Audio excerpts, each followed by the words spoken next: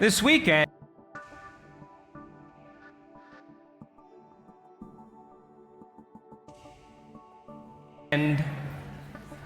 is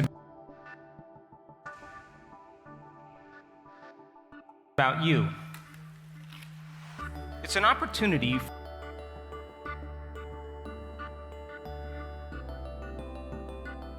for you to retreat from your lives.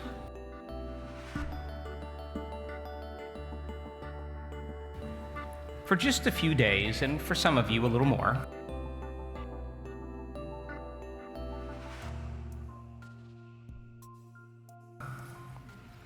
And to remove the constant stimulation in your external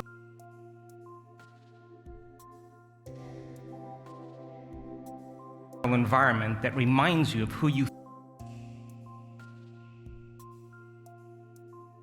think you are as a personality.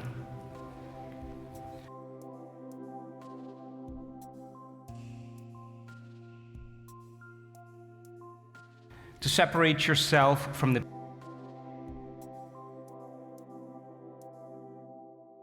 people you know, and the places you go, and the things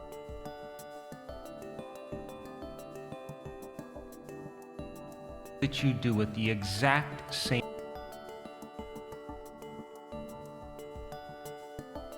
time every single day, long enough for me to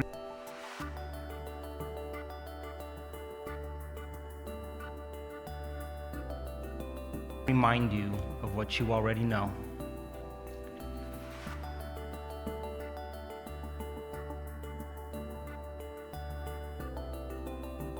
And as you diminish the stimulation from your external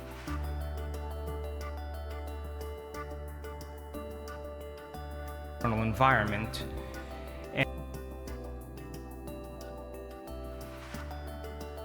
and you disconnect from your known reality,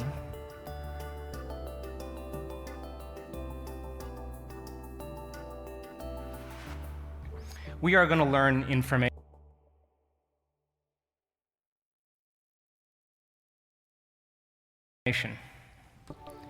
And every time you learn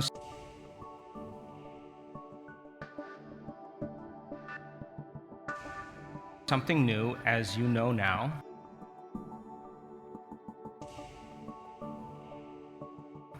you make new connections in your brain.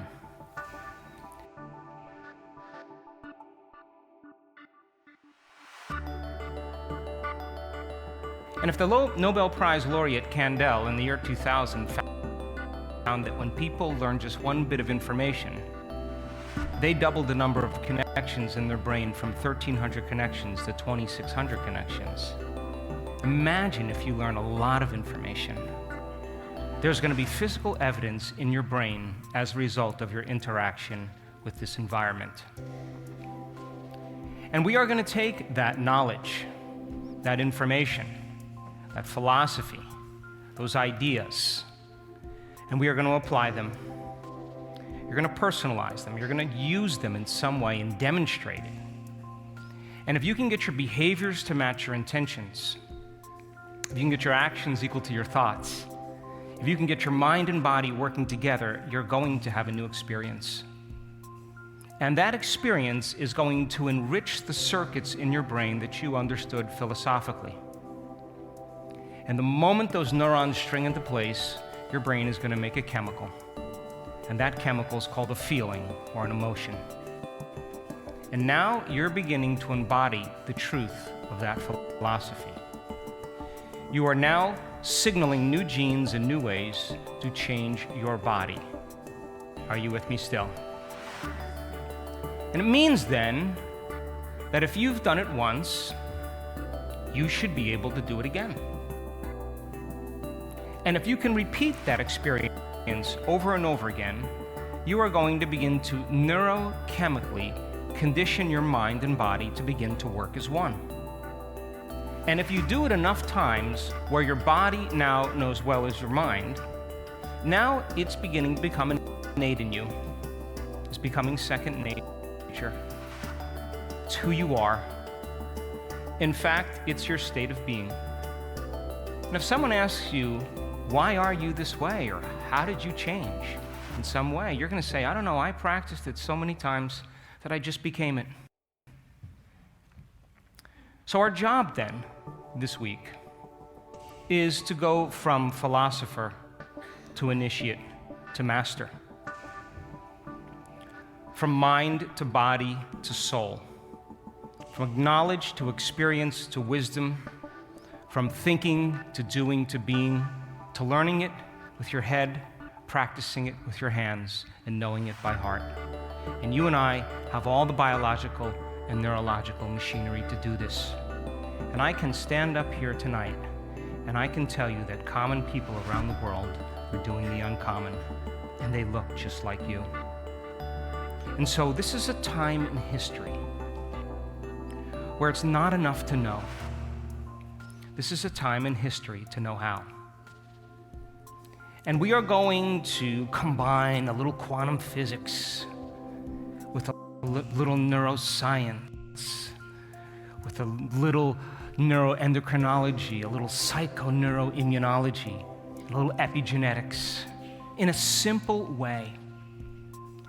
And all of that information, all of that science, the latest scientific models, point the finger at possibility. And so I also know that if you can get a group of people together with the same intent, and you can teach them that information in a scientific way, where nothing is left to conjecture, nothing is left to dogma, nothing is left to superstition, they will begin to understand what they're doing and why. And when you understand the what and the why, the how gets easier. So then we are going to develop concepts and ideas. And I am going to watch you. And when I see you go like this, I know in that moment you're changing your brain waves from beta to alpha. And your brain is going into trance. And you're making an internal picture more real than your external world. And you're beginning to emboss that model into your brain neurologically. And when I see enough of you doing that, I'm going to ask you to turn to the person next to you and explain it. Because nerve cells that fire together, so then you have to repeat that information. Because that Nobel Prize laureate found out if people didn't review that information, if they didn't repeat it, if they didn't think about it, those circuits pruned apart within hours or days. So then you are going to have to turn to the person next to you and fire and wire those circuits. And as you begin to describe that model that you're seeing in your brain and you're exchanging ideas, you're beginning to lay down the neurological hardware in your brain in preparation for the experience. Are you with me still? So then you continue to build the model, we continue to install the neurological circuitry, and I now know that if a person can explain that model, they're ready to experience it. And then you will be given the instruction on how to do it. And once you understand how to do it, then we are going to set up the conditions in this environment for you to begin to experience the truth of that philosophy. Are you with me still? And when you begin to experience the truth of it, and you begin to experience it neurologically and chemically, there should be some type of transformation within you and all around you. Are you with me still? Yes. That transformation then causes you to meet truth at a greater level. And then we will build on that model and that understanding. And then you will advance your understanding a little further through experience. And as you continue to experience more of the truth of it, you'll continue to meet truth on a higher level. And I want to have one of the most amazing progressive workshops we've ever had. How does that sound?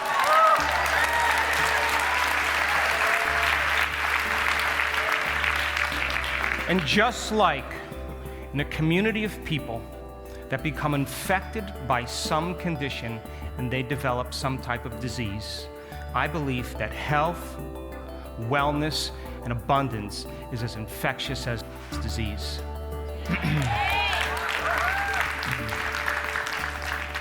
And we will raise the energy in this room. And I now know that when you get a group of people together and you teach them how to open their hearts, and you show them that this environment is safe to do it, that they don't have to contract and restrict and protect and anticipate, those are the laws of the jungle and survival. And that if you get people together and they begin to practice elevating their energy and elevating their emotions, we now know that it begins to produce a measurable magnetic field. You become more wave and less particle. You become more energy and less matter. And that energy is carrying information because it's a frequency. And if you begin to lay an intent on that energy, a thought, you begin to contribute to the energy of this room. And as your field begins to become coherent, and the person next to you field begins to become coherent, when those waves come together, they produce higher amplitudes. And the higher the amplitude, the higher the energy. And we have done 15 advanced workshops now. And the energy of the room always changes when people open their heart. And so, we will elevate your energy, elevate your emotions, and you will begin to contribute to the energy in this room. But I also want you to know that you have to make a choice when you come to this event if you are going to take from the quantum field or you're going to contribute to the field. Because the emotions of competition and anger and aggression and frustration and prejudice and hatred and suffering and guilt and shame and unworthiness, emotions of anxiety and fear and depression, all of those survival emotions draw from this invisible field of energy around your body and turn it into chemistry, and your field around your body begins to shrink. And now you are taking from that vital field. And if you keep doing that over and over again, and your field keeps on shrinking, now you are more particle and less wave, more matter and less energy. And the way you get what you want in your life is you have to fight for it. You have to force it. You have to control it. You have to predict it, manipulate it, because we're matter trying to change matter. And that's how people spend the majority of their lives. But this weekend, we are going to advance your understanding. And I am going to push you past where you normally stop. Because I also now know that on the other side of your fear is courage. I know that on the other side of your pain is freedom. I know that on the other side of your anger and hatred is love and compassion. It's the same energy. It's just trapped in your body. And when you free your body from the chains of those emotional addictions, you liberate energy. And when you begin to liberate energy, now you have available energy to heal. Now you have available energy to design a new destiny. Now you have available energy to heal another person or have a mystical experience because you're connected to that unified field. And living by those limited emotions creates separation. And those emotions of stress cause us to put all our attention on the outer world, to believe that the outer world is more real than the inner world. And those very chemicals heighten our senses, and we begin to become materialists. And all of our attention is on matter, is on the particle, is on people and objects and things and places, because there's danger out there. And you narrow your focus on matter. And when you put your attention on matter, and that's where your awareness is, then that's all that exists. and you disconnect from that quantum field. And so then you experience separation from everyone and everything the more you live by those hormones of stress. And the way people evolve in their life is through lack. They say, God, I don't have what that person has, and I feel empty because of it. So then they naturally begin to create a vision, a dream. It's normal. And as they begin to forecast what that possible reality can become, they begin to change who they are. Problem is, though, if they're matter trying to affect matter, then that takes a long time for them to get what they want, because they have to drag their body through space, back and forth, and experience time. And so, yeah, you get the house, but it's going to take you 30 years to pay it off.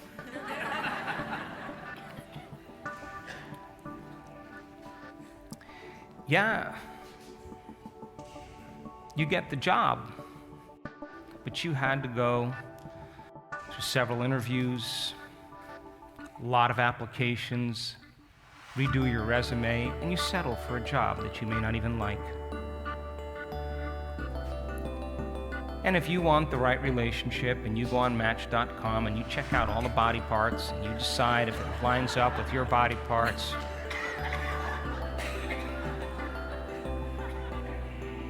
you gotta go on a lot of dates. And so it takes time for us to create what we want when we experience separation. So then, when it finally appears in your life, and the event produces an emotion, and that emotion fulfills the lack you were experiencing, then all of a sudden you look for what's next, and that's called evolution. And it may be a slow process, but when you're connected to the quantum field, that unified field, you would have to agree, the more wholeness you feel, the more connected to that field you are, the less separation you have from the dreams that you are creating. Which means then you already feel like you have what you're dreaming about because you're so whole. Are you with me still? We have measured this now many, many times on people. And in fact, we're able to predict when it's going to happen. And all of a sudden, you see that brain starting to change. When you're living by the hormones of stress and you're fractured because your attention is on different people and problems and things and circumstances in your life, and those cocktail of chemicals arouse the brain for you to scan your environment to make sure you can predict the next moment, that if people continuously do that for an extended period of time, they begin to create compartments in their brain that no longer synchronize or work well with each other. And if you were to measure that person's brainwave patterns, they're in high beta and they're very incoherent brainwave patterns. And when your brain is incoherent, you're incoherent. When your brain isn't working right, you're not working right. But when that person gets beyond themselves, and you're going to understand exactly what that means this weekend, and they begin to disconnect from all the known things in their life that's been reaffirming their identity. The moment they begin to get out of the way, all of a sudden they're no longer thinking and analyzing, and they surrender. The moment that happens, they connect to that unified field, and all of a sudden they start to experience unity or wholeness in their biology. All of a sudden, those different circuits that were once out of order, they begin to synchronize.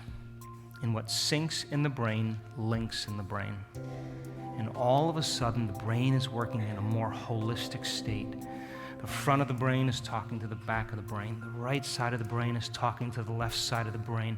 And the moment those two hemispheres come together, the union of polarity, the union of duality, the union of opposites or separation is called wholeness or love. And that person, the moment that happens, that heart begins to open up. Because when you are living by those same survival emotions, emotions and you're impatient and you're resentful and you're frustrated, those very emotions cause your heart to also beat very incoherently. But the moment you connect to that unified field and you start experiencing a greater level of energy moving through your nervous system, it will be translated as an elevated emotion. And your heart will break open. And we've seen this on people.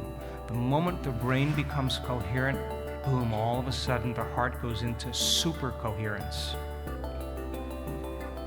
And the researchers that have looked at some of our students, watching their heart at that level of coherence, have said, these are supernatural readings.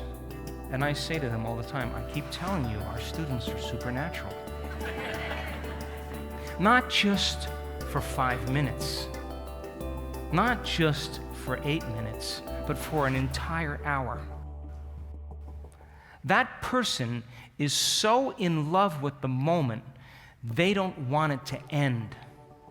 They are immersed in that experience. They are connected to the unified field. They are so whole. They feel so satisfied. They feel so in love with life that it's impossible to want. How can you want when you feel whole?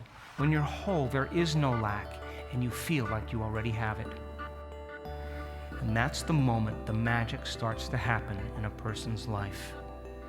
And the more wholeness you feel, the less separation you have from people and things in your life, which means you're more connected to a dream, to a future. And it should happen in a shorter amount of time because you're experiencing less separation. And separation is time. Because the more separate you are from the unified field, the more you feel like matter. You have to move your body through space to get what you want, and it's always going to take an enormous amount of time. But what if you learn this weekend how to get beyond yourself? To forget about your name, your past, your skin color, your culture, to forget about your social security number, your problems, your disease, your kids, your husband, your wife, your pets. To get beyond all of those things, your schedules, and begin to surrender into that unified field. And you are going to learn this weekend how to find the sweet spot of the generous present moment. And you're going to have to labor for it. And you're going to have to work for it. And I'm going to push you a little further than where you normally go, because that's the unknown. And when you get outside of your comfort zone and the known and you step into the unknown, the magic always happens there. Are you with me still? So here's my first question. Is it worth the effort? Yes. Here's my second question. Are you in or are you out? Yes. Okay, so now, I talk a lot about getting beyond yourself. And people nod their head, and they think they understand. But I'm telling you, after looking at over 8,000 brain scans, you are at your absolute best when you forget about yourself. Period. Period. And that generous present moment is your access to possibility. And so then, if you think 60 to 70,000 thoughts in one day, and 90% of those thoughts are the same thoughts as the day before, and you believe that your thoughts create your reality, help me out here. Would you agree then your life is going to stay the same? Because the same thought is going to lead to the same choice. The same choice is going to lead to the same behavior. The same behavior is going to create the same experience. And the same experience is going to produce the same emotion. And that same emotion is going to drive your very same thoughts.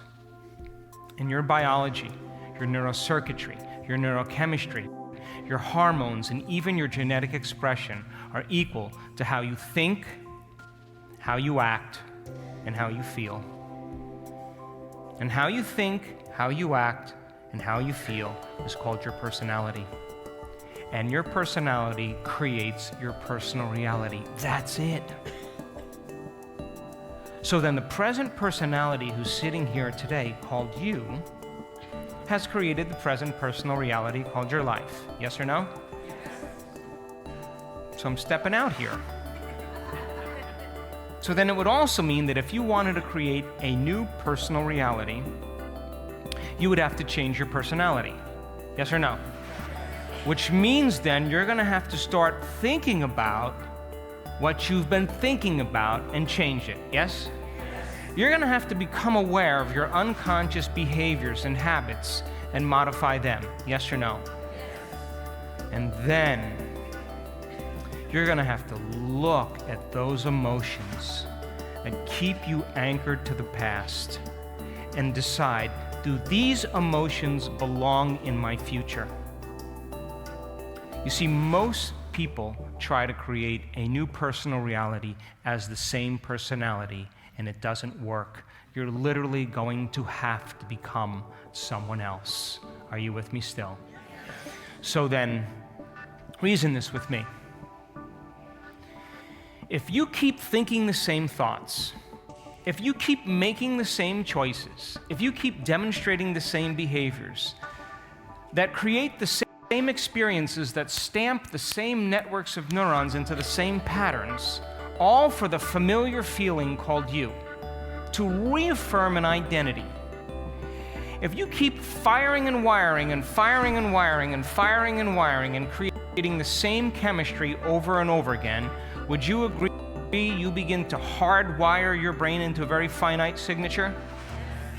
And that hardwired signature becomes your identity, the box in your brain. Are you with me still? And if all of those experiences are producing the same emotions, the same familiar emotions, and feelings and emotions are a record of past experiences, then you're conditioning your body into the past. Come on, are you with me? Which means then you'll be predictable in your life. And if you keep doing that over and over again, over and over again, over and over again, over and over again, you're going to be on autopilot.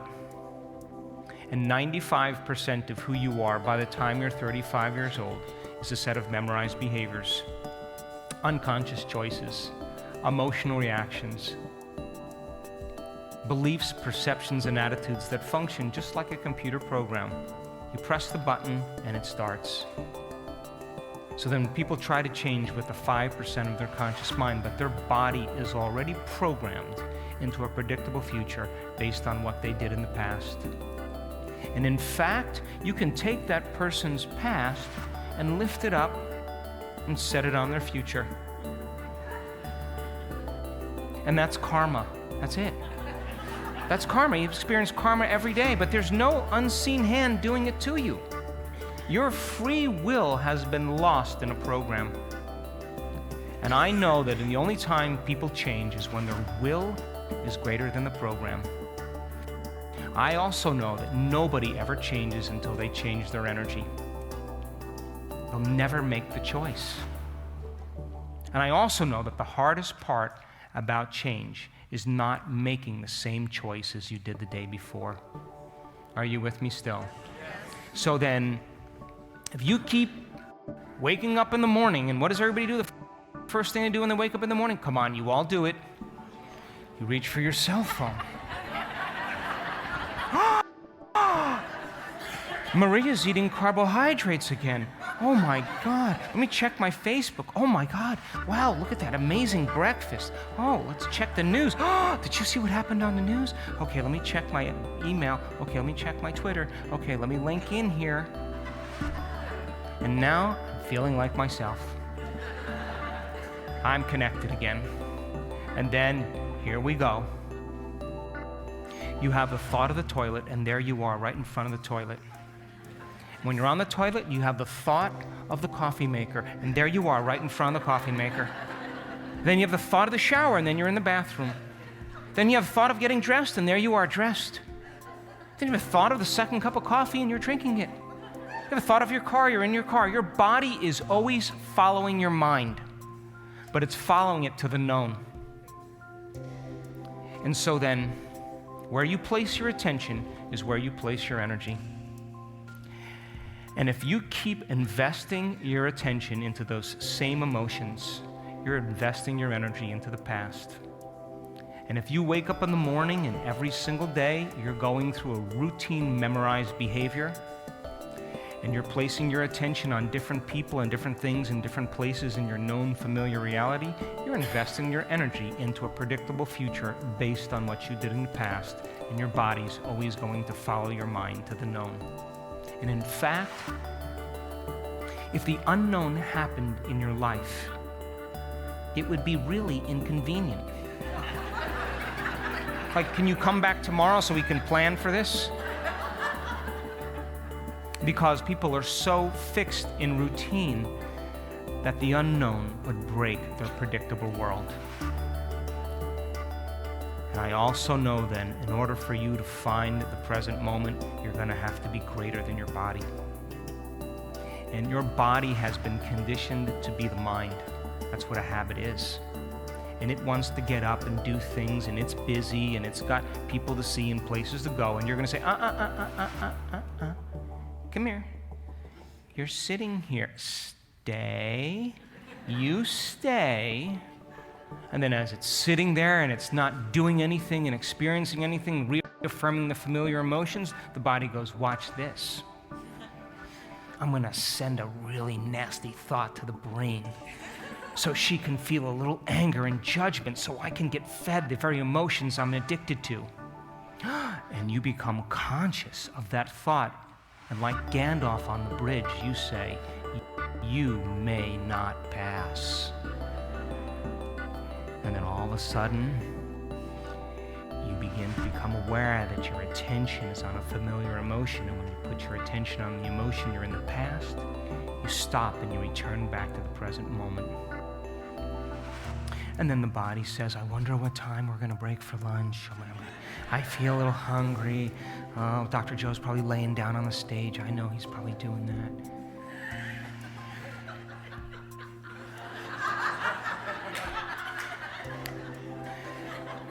And then you say, no, I'm not doing that. I'm getting beyond myself. And you return back to the present moment. Every time you do that, you are reconditioning your body to a new mind, and you're telling it it's no longer the mind, that you are the mind. And if you keep taming that animal, and you keep bringing it into the present moment, sooner or later, it's going to surrender. And when it does, you are going to liberate energy. And you are going to break the bonds emotionally and energetically with everyone and everything in your past, present reality. And that available energy now is coming back to you to design a new destiny. Are you with me still? And so here's my question. Is it worth it to find the present moment? So then, we will work on finding the present moment. And again, you are going to have to become conscious of your unconscious thoughts. You're going to have to observe your automatic propensities and habits and behaviors. And you're going to have to begin to become familiar with those emotions that are trying to undermine your very, very future. And so then, we have to cross a river. Because if you're living by the same emotions every single day, and feelings and emotions are the end product of past experiences, doesn't that mean nothing new is happening in your world? Come on. Come on. Yes. I'm coming down there. And if feelings and emotions are the end product of past experiences, and those familiar emotions are driving your thoughts, And you can't think greater than how you feel, or feelings have become the means of thinking, you're thinking in the past. And if you believe that your thoughts have anything to do with your destiny, you keep creating the same familiar life. Are you with me still? So then, if you can predict the feeling of anything that can occur in your life, if you can predict the feeling, then it's a known. And by the time we're 35 years old, we can predict the feeling of every experience. And now there's no room for possibility in our life. And those emotions drive our very thoughts, and we keep firing and wiring the same circuits in the brain, and those circuits produce the same chemicals, and we begin to feel exactly the way we were just thinking. And the moment we feel those emotions, they drive more thoughts. And over again, hardwiring your brain to the past and emotionally conditioning your body to the past. And if thoughts are the language of the brain, and feelings are the language of the body, and how you think and how you feel creates a state of being, then your entire state of being is in the past. And your body, as the unconscious mind, does not know the difference between an experience in your life that creates an emotion and an emotion you can create by thought alone. To your body, it's exactly the same, and it's believing that it's living in the same past experience 24 hours a day, 7 days a week, 365 days a year. The body is in the past. And if you condition your body to be the mind of that emotion, then the body literally is in the past. And you can't create a new future holding on to the emotions of the past. Are you with me still? So then we have to cross a river. And if 95% of who we are is an unconscious program, then the moment you start to become conscious of those unconscious states of mind and body, you would have to agree with me then, the moment you're observing those thoughts, those propensities, those behaviors, those emotions, it means you are now no longer the program. You are the consciousness observing that program, and you're beginning to objectify the subjective self. You're pulling consciousness out of the program. Are you with me still? So then we have to cross a river. And we have to go from the old self to the new self. And as I said, the hardest part about change is not making that same choice. And so the moment you say, okay, I'm not going to complain today. I'm not going to be a victim. I'm not going to judge. I'm not going to feel sorry for myself. I'm not going to make excuses. No self-pity. I'm just going to stop all of that. You know, the moment you say that, you're going to get uncomfortable. Because the moment you say that, you're stepping into the unknown. The moment you begin to no longer make the same choice as you normally make, you just stepped into that river of change. And get ready, it's going to be uncomfortable. It's going to be unfamiliar. There is going to be some uncertainty, and there's going to be some unpredictability. And the moment you step into that river and you're no longer feeling those same emotions, your body is in the unknown, and it's afraid. It wants to return back to the familiar, what it can predict. And so it starts sending signals back to the brain, and it's trying to unseat you. And it's saying to you, start tomorrow. Better day to start tomorrow. I broke a fingernail, the day is ruined. You're too much like your mother. You'll never change. You're a loser. This doesn't feel right. And if you respond to that thought as if it's true, and it slips right by your analytical mind, your thinking brain, you begin to program your autonomic nervous system into that same state of being, because that thought is going to lead to the same choice, which is going to lead to the same behavior, which is going to create the same experience, which is going to produce the same emotion, and then people say, this feels right. No, it feels familiar.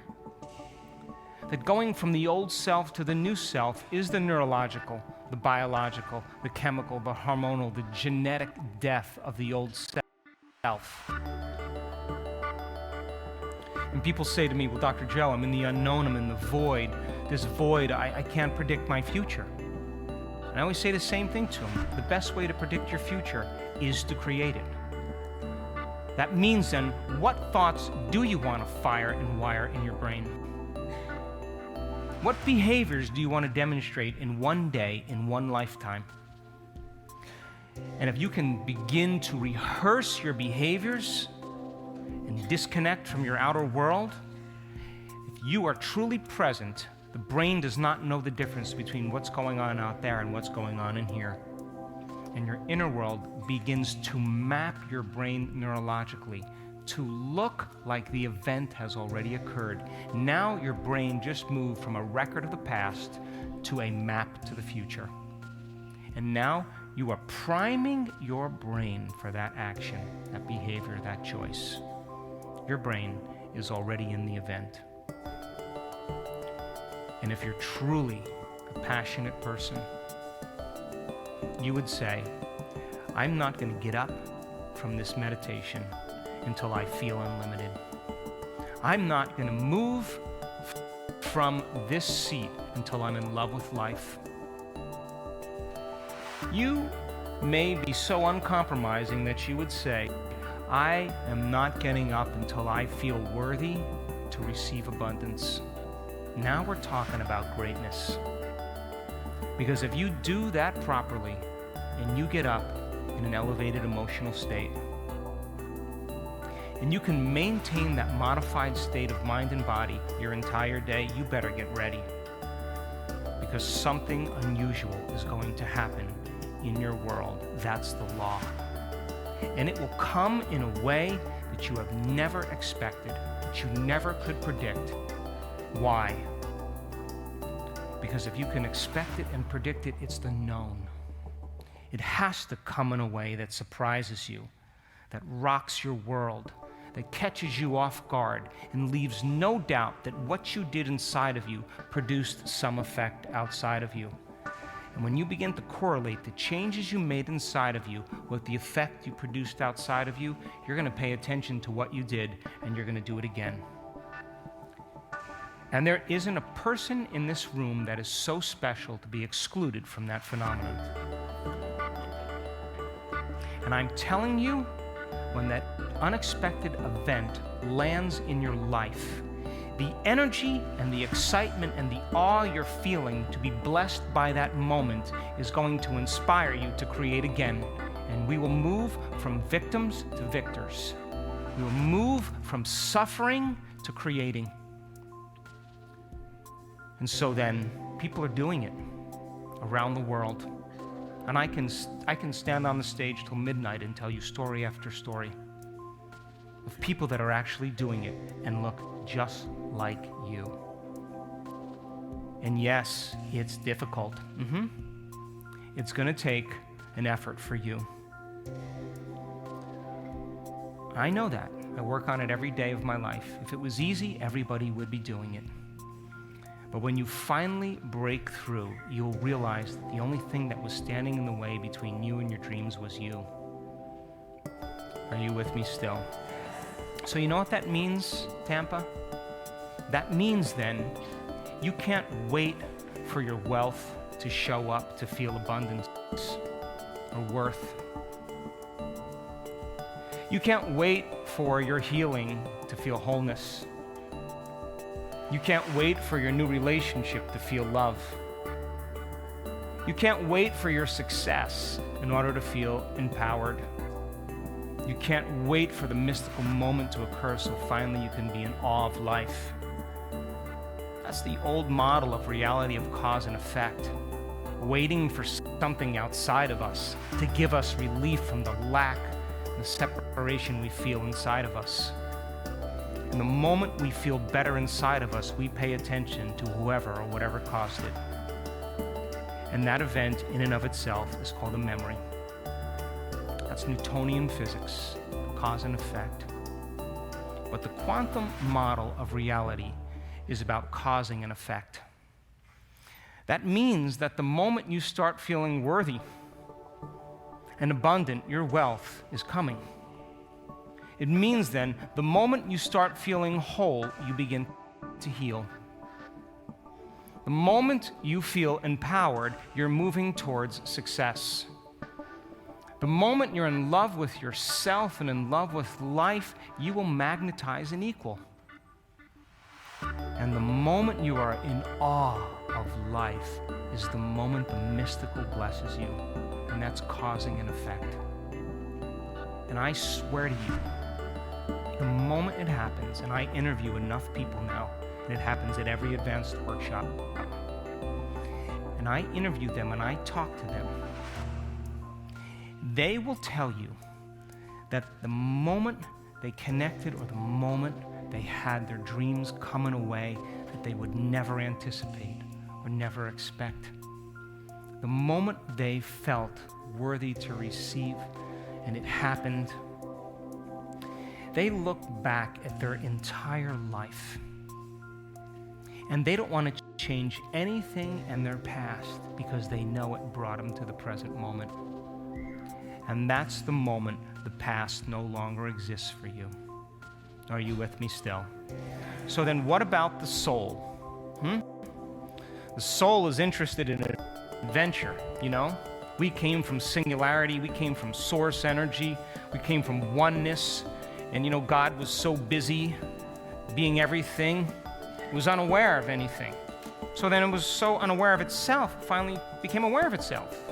When it became aware of itself, it created separation.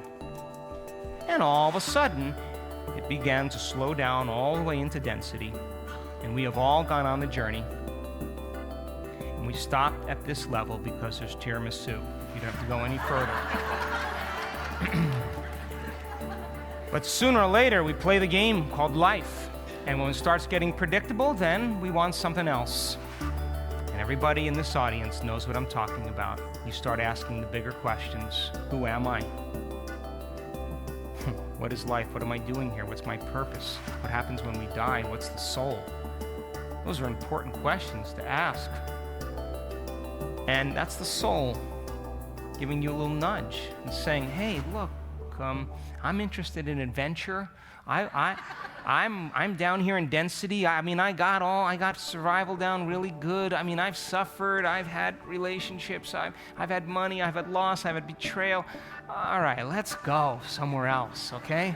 I felt pain. I felt joy. I felt all these things. Is there more now? And all of a sudden, a person starts no longer being seduced by their environment. They're less interested in social engagements. They don't watch television any longer. They don't want to small talk. They're over it. They're outgrowing something. And the soul is saying, let's go on an adventure. How many experiences can we have between here back to singularity? How many potentials exist in the quantum field? Poke the person next to you, please. So there's infinite potentials in the quantum field, yes? So if there's infinite potentials in the quantum field, there's infinite experiences for you to have, yes or no? Yes. So healing a disease should be something to prove to yourself that the power lives within you, yes? And if you heal yourself, you may want to heal your Aunt Mary. And if you heal your Aunt Mary, you may want to heal someone on the other side of the planet because you understand consciousness is non-local. Are those experiences? Yes.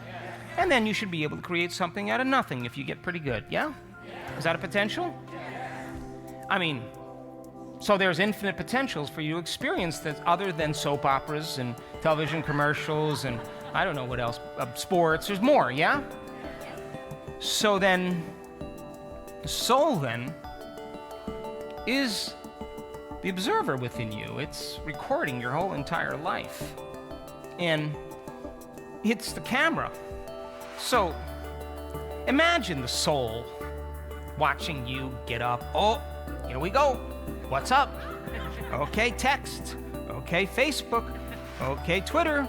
Okay, email. Okay, news. Okay, TV. Okay, pee-pee. Okay, toilet. Okay, shower. Okay, food. Okay, gossip. And the soul pretty much is watching you do this every day. Would you agree the soul's watching reruns? And what happens if you watched the same episode of Friends every single day of your life? Would you agree then after maybe 10 years, you would be disinterested and fall asleep? You'd fall asleep on the couch, right? Come on, yes? Yes. That's just what the soul does. The soul goes to sleep and says, wake me up when something new happens.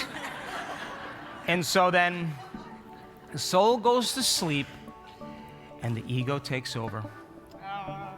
Are you with me still? Yeah. So then, guess what? The soul says, all right, can't go on doing this forever. Sooner or later, something's got to break down. And then the person experiences crisis, loss, betrayal, disease, diagnosis, pain. They experience trauma, and all of a sudden, they no longer feel like themselves. And the moment they no longer feel like themselves, they can see themselves for the first time. Are you with me still? Yes. And all of a sudden, they become conscious of how they've been thinking. And they begin to observe how they've been acting. And then they look at the emotions they're enslaving their body to every day. And all of a sudden, they become aware of the old self. And I'm telling you that if you stop creating, it just means you're more in love with your past than you are in love with the future. If you stop being the creator of your life, it just means you are trading the thought of that your thoughts create your reality for some emotional addiction. And you'll settle back into mediocrity. And you'll find people in your life that are doing the exact same. And you will use each other to reaffirm your addiction to victimization and suffering. And you'll get all the agreement you need. And you are right, by the way. People need that crisis, that trauma, that disease, that shock, that loss, that betrayal, because then they can see themselves for the first time. And the soul says, I don't care what it takes. Let's just shake this loose a little bit. Are you with me still? And so then, as you overcome those emotions that keep you connected to the past, and the emotion is a record of the past, then the soul wakes up and is ready to create a new future with you. Are you with me still? Yes. Because you're no longer viewing the future through the lens of the past. Are you with me still? And so then the soul wakes up, and the person all of a sudden is trusting themselves. They're ready to face adversity. You know what? You know how many people in this work that I've interviewed that were diagnosed with a disease because of some trauma or shock that happened to them 20 years ago? And I asked them the tough questions. You know how many of those people reversed that disease when they overcame their emotion, and it took them 2 years or longer? But they never missed a day because they believed in their future more than they believed in their past. And their will was greater than their program. And yep, there were days that they were afraid. Guess what? They did their meditation anyway. And there were days they had a lot of doubt. But guess what? They did their meditation anyway. And there were days they felt so bad and felt so sick that they didn't think they could do their meditation, but guess what? They did it anyway. And a lot of those people said, I'm not getting up from this meditation until I'm in love with life. And you know what? Many of them had no reason to be in love with life. And to the materialist, they're right. But to the quantum mind, they're investing their attention and their energy into possibility, into a new future. And they turned that disease around. I've talked to them. And they're in love with themselves. And they're in love with life. And they have said to me, square in the face, looking me right in the eye over a glass of wine, you know what, Dr. Joe? I'm ready for the next experience. I want the next initiation. I want to be challenged again. They don't see their betrayer as a betrayer any longer. They see it as a teacher because they grew from the experience. And there's no schools of ancient wisdom that you need to go to be initiated. Your life is your initiation. And when we meet our life as creators instead of victims, it means then we can begin to exert effects in our life. Are you with me still? So then, those people have overcome themselves. And some of them, I talked to a woman who had a very, very abusive past in a very limited experience. And beautiful lady, and suffered a lot because of her past. And she broke through. She freed herself and freed her body. And I had dinner with her. And you know, the mystical, the magical, the transcendent is happening to her all the time now. It's like she doesn't even have to try to create anything because the soul is awakened. And when we overcome those emotions, the soul now belongs to the future instead of to the past. Are you with me still? So then, those emotions then that keep us anchored to the past are stopping us. They stand in the way for us in realizing the future. But then, you would have to also agree with me that all of you already know how to do this. Every one of you have done something great in your life. I don't care what it is. I don't care who you are. You did something great in your life. And you know what you did? You got this wild idea out of nowhere. All of a sudden, you got this vision. And the moment you saw that vision in your mind, you were connecting to a new potential in the quantum field, yes or no? And as you asked the question, what would it be like to be this, or what would it be like to be that, or to have that, your frontal lobe turned on. The crowning achievement of the human being, 40% of your entire brain lights up. Like a great symphony leader, it begins to look out over the landscape of the entire brain and begin to randomly select different networks of neurons that are connected to knowledge or experience that's wired in your brain. And it seamlessly pieces them together in a new way. And when that occurs, you get a picture in your mind, and we call that intent. You're selecting a new possibility. That's how creative you are. And for the passionate person, that thought becomes the experience in their mind. And the end product of that experience is an emotion. And in the moment they begin to experience the emotion ahead of the actual event, they're giving their body a sampling of the future, a taste of the future. And now they're combining a clear intention with an elevated emotion, and their brain and body are moving from living in the past to living in the future, and you've done this. And no person, no thing, no circumstance, no problem would ever stand in the way between you and that vision. Are you with me still? Yes. And you became possessed by it. And you did something really beautiful. You started to write down the choices you needed to make. You began to review the behaviors you had to demonstrate. And you reviewed them over and over again in your mind, rehearsed them. you began to think about the experiences and the goals that you wanted to achieve in a few days, in a week, in a month. And you began to every single day become excited and inspired, and you kept your energy up.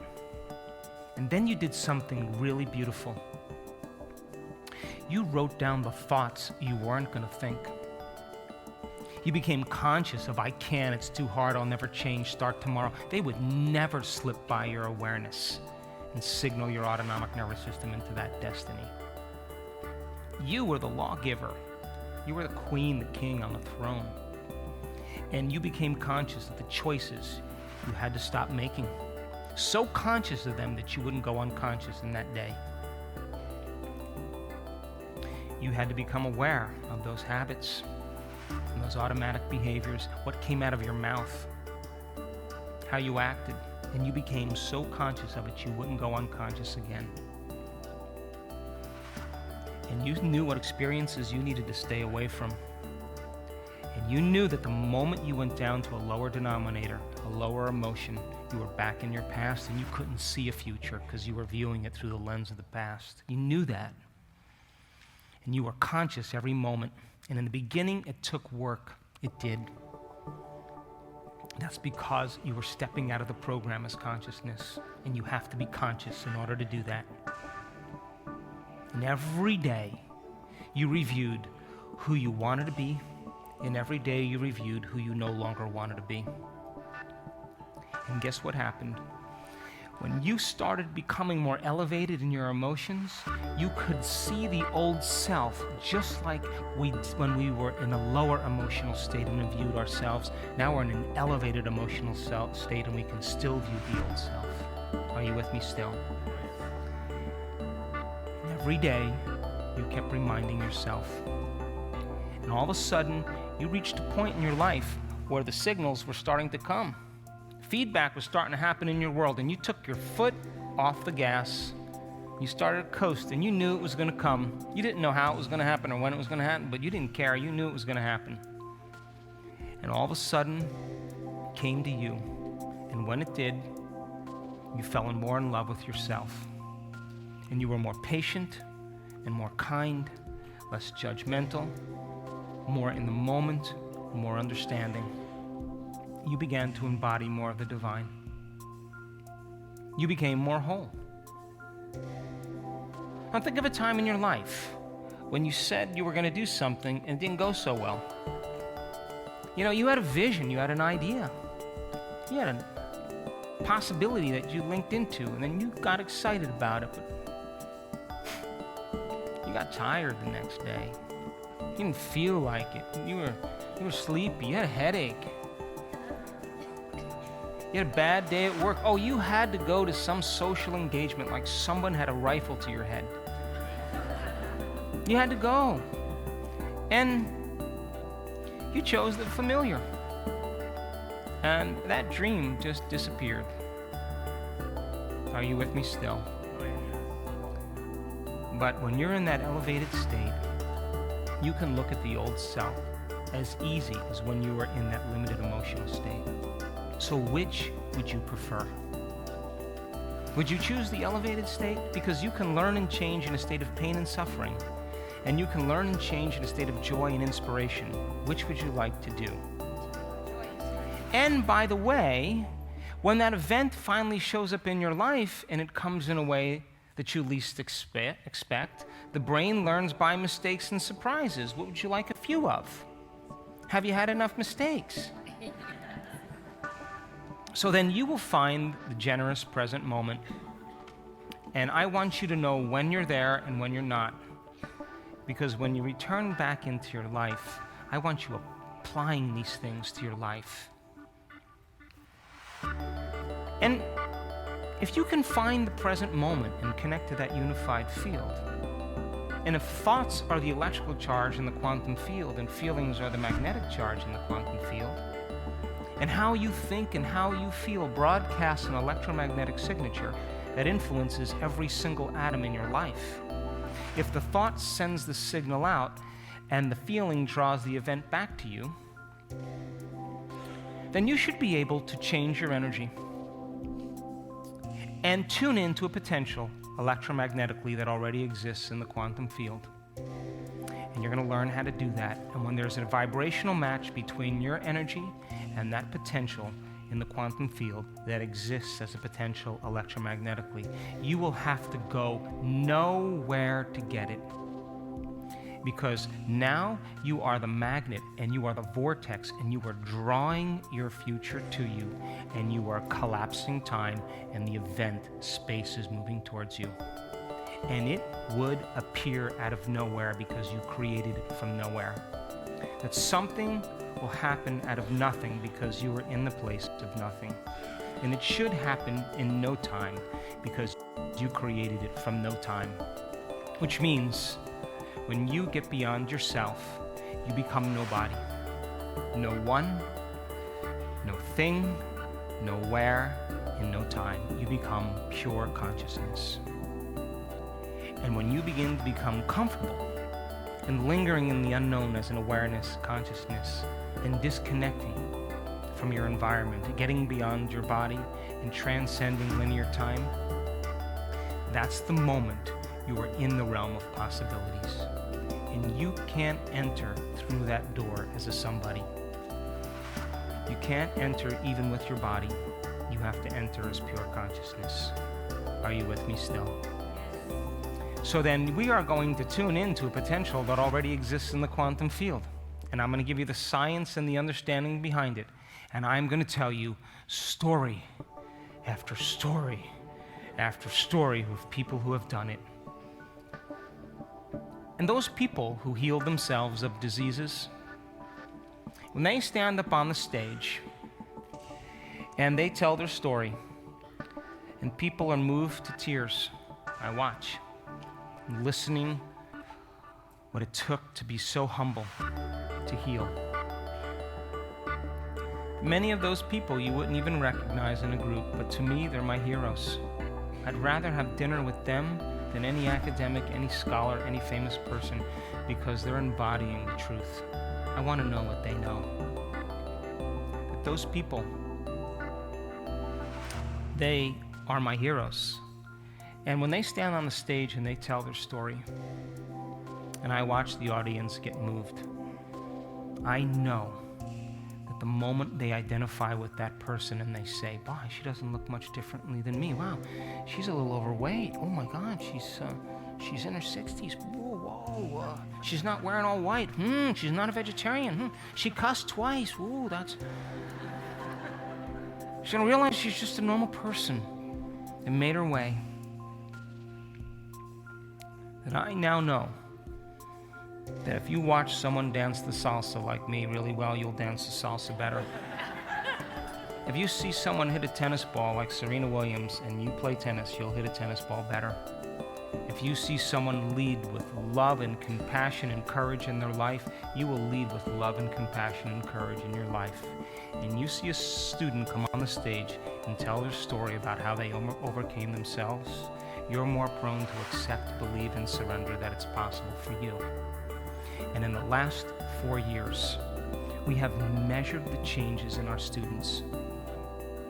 And the only reason I wanted to measure the changes because they were happening right in our event, right in real time, right in front of us. People healing right in front of us. They were transforming in real time. And so we assembled a team of neuroscientists and researchers.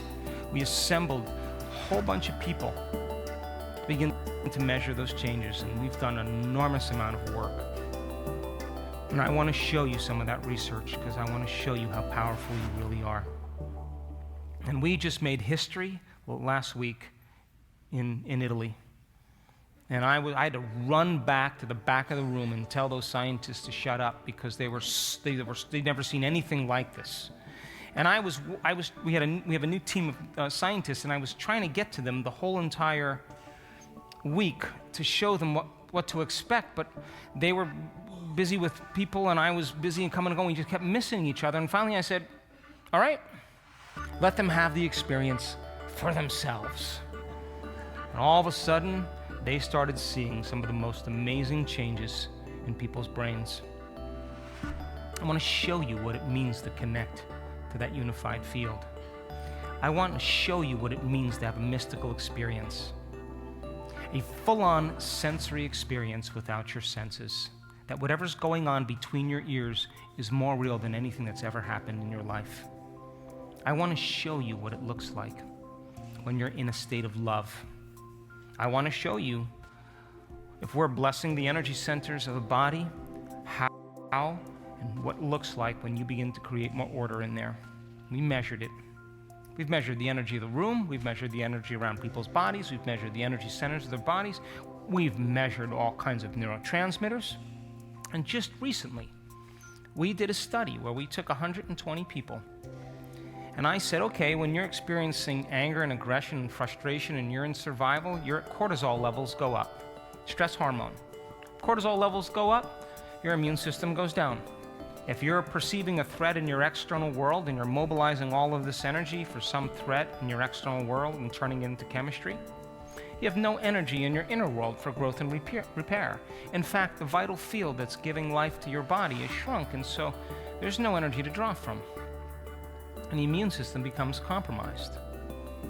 And so I thought, okay, there's a chemical called immunoglobulin A, IgA. And IgA goes down when cortisol levels go up. So I said, what if we took 120 people and we had them create elevated emotions? Like gratitude and inspiration and love for life and the joy for existence and care and kindness. And what if they were elevating their emotions and elevating their energy? Is it possible then that cortisol levels should go down and IgA levels should go up? Are you with me still? Poke the person next to you, please.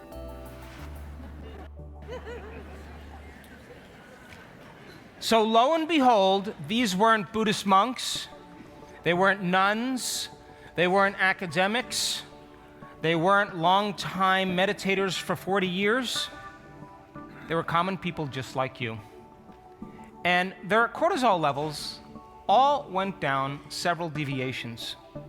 And the people who had no cortisol or limited cortisol because their adrenals were so shot, their cortisol levels went up. And researchers just called us and told us, we're like, we actually never thought of that. So the people who had a suppressed cortisol level because they were so stressed, their cortisol levels went back to healthy values. The people with cortisol levels that were high returned back to healthy values. So they're moving towards homeostasis. You with me still? Their IgA levels went from about 55 or 54 all the way to 87. And 87 is the high level. They were epigenetically signaling new genes in new ways. You with me still? We measured their brains before they started that process. We measured their brains after they started that process. There was a 60% increase in their ability to change their brain from high beta brainwave patterns to sustained alpha and theta. The research isn't even that good out there in the world. Their level of sustaining delta improved 5.5 times. They were deep in meditation. And they were doing it because they were in the operating system of the autonomic nervous system. And when you begin to connect to that autonomic nervous system and you slow your brain waves down and you're conscious in that subconscious system, you can just plant a seed in possibility. And we are going to learn how to bless the energy centers of your body, and you're going to understand the science, the quantum physics, the neurobiology, the neurochemistry. You're going to understand that the hormones, each one of these are individual brains. And just like you place your attention in the space, in the center of your head, in space, and become aware of the space beyond your head, in space. Don't you know that that was all training? Don't you know that I knew that it was tedious?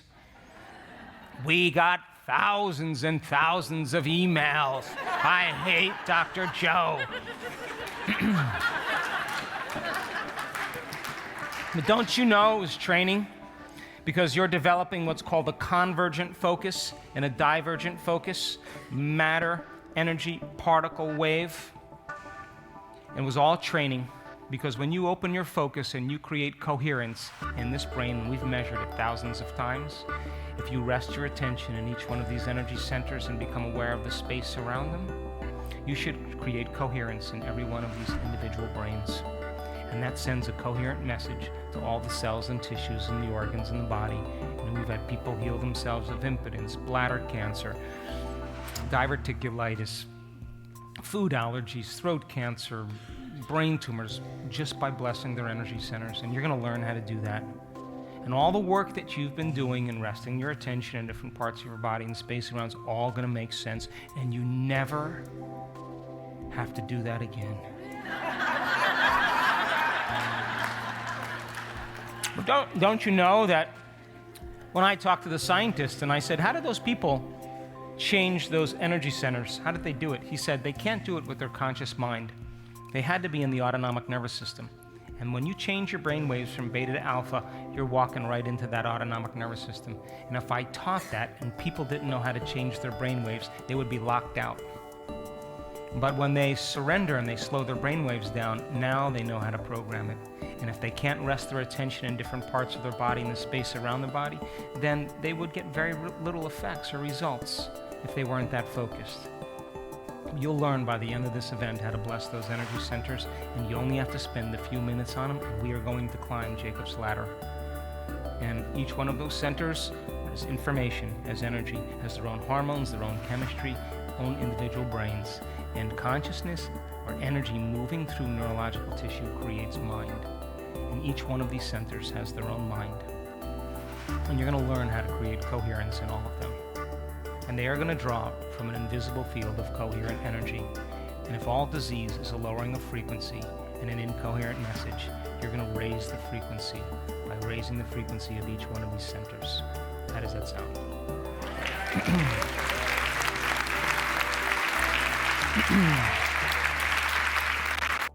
So I'm going to show you the research to prove to you how powerful you really are. And that I have very little interest in keynote presentations and conferences. To me, it's dinner conversation. I'm bored. I want to be with people that want to do it. I'm a doer. I want to be with doers. Let's prove to yourself how powerful you really are.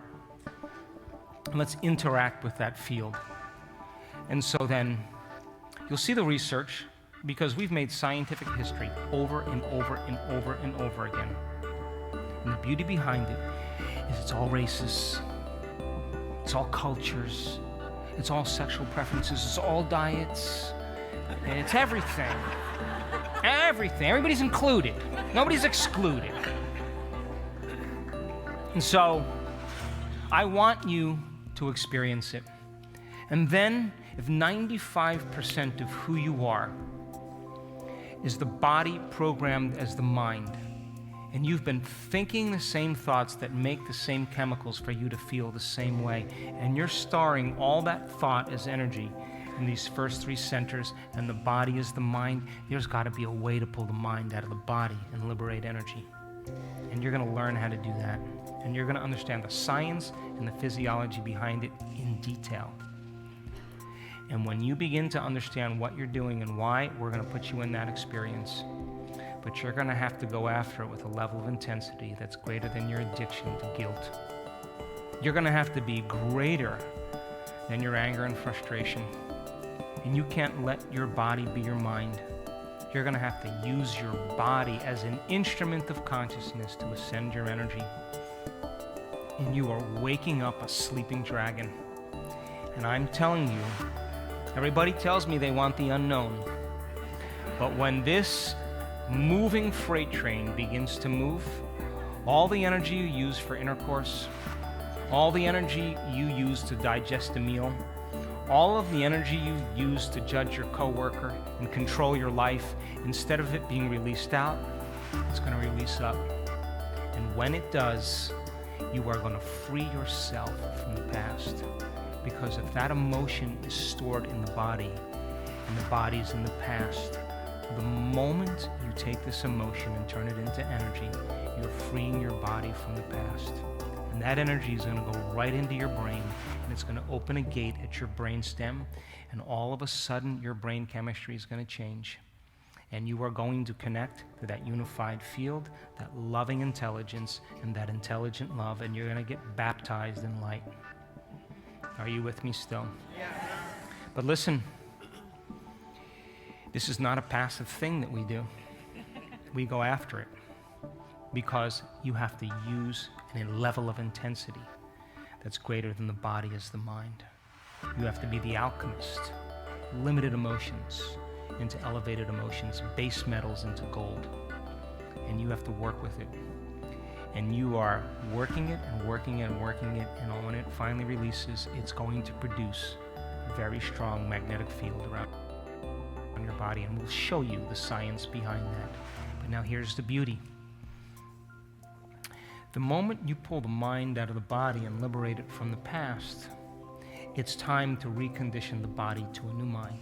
And I'm going to say to you, come on. What is courage? Can you teach your body emotionally what it feels like to be fearless? What does that feel like? And the hair on the back of your neck better stand up. And the moment you're doing that, you are literally signaling new genes in new ways. Upregulating genes for health and downregulating genes for disease. Just like how IgA levels went up and cortisol levels went down. Those are genes that do that. Are you with me still? Yes. And I'm going to say to you, come on. What is the mystical? Can you teach your body emotionally what it feels like to be in awe of life? What would that feel like? And you're going to have to get passionate. And if you do it properly, you'll have the energy to do it.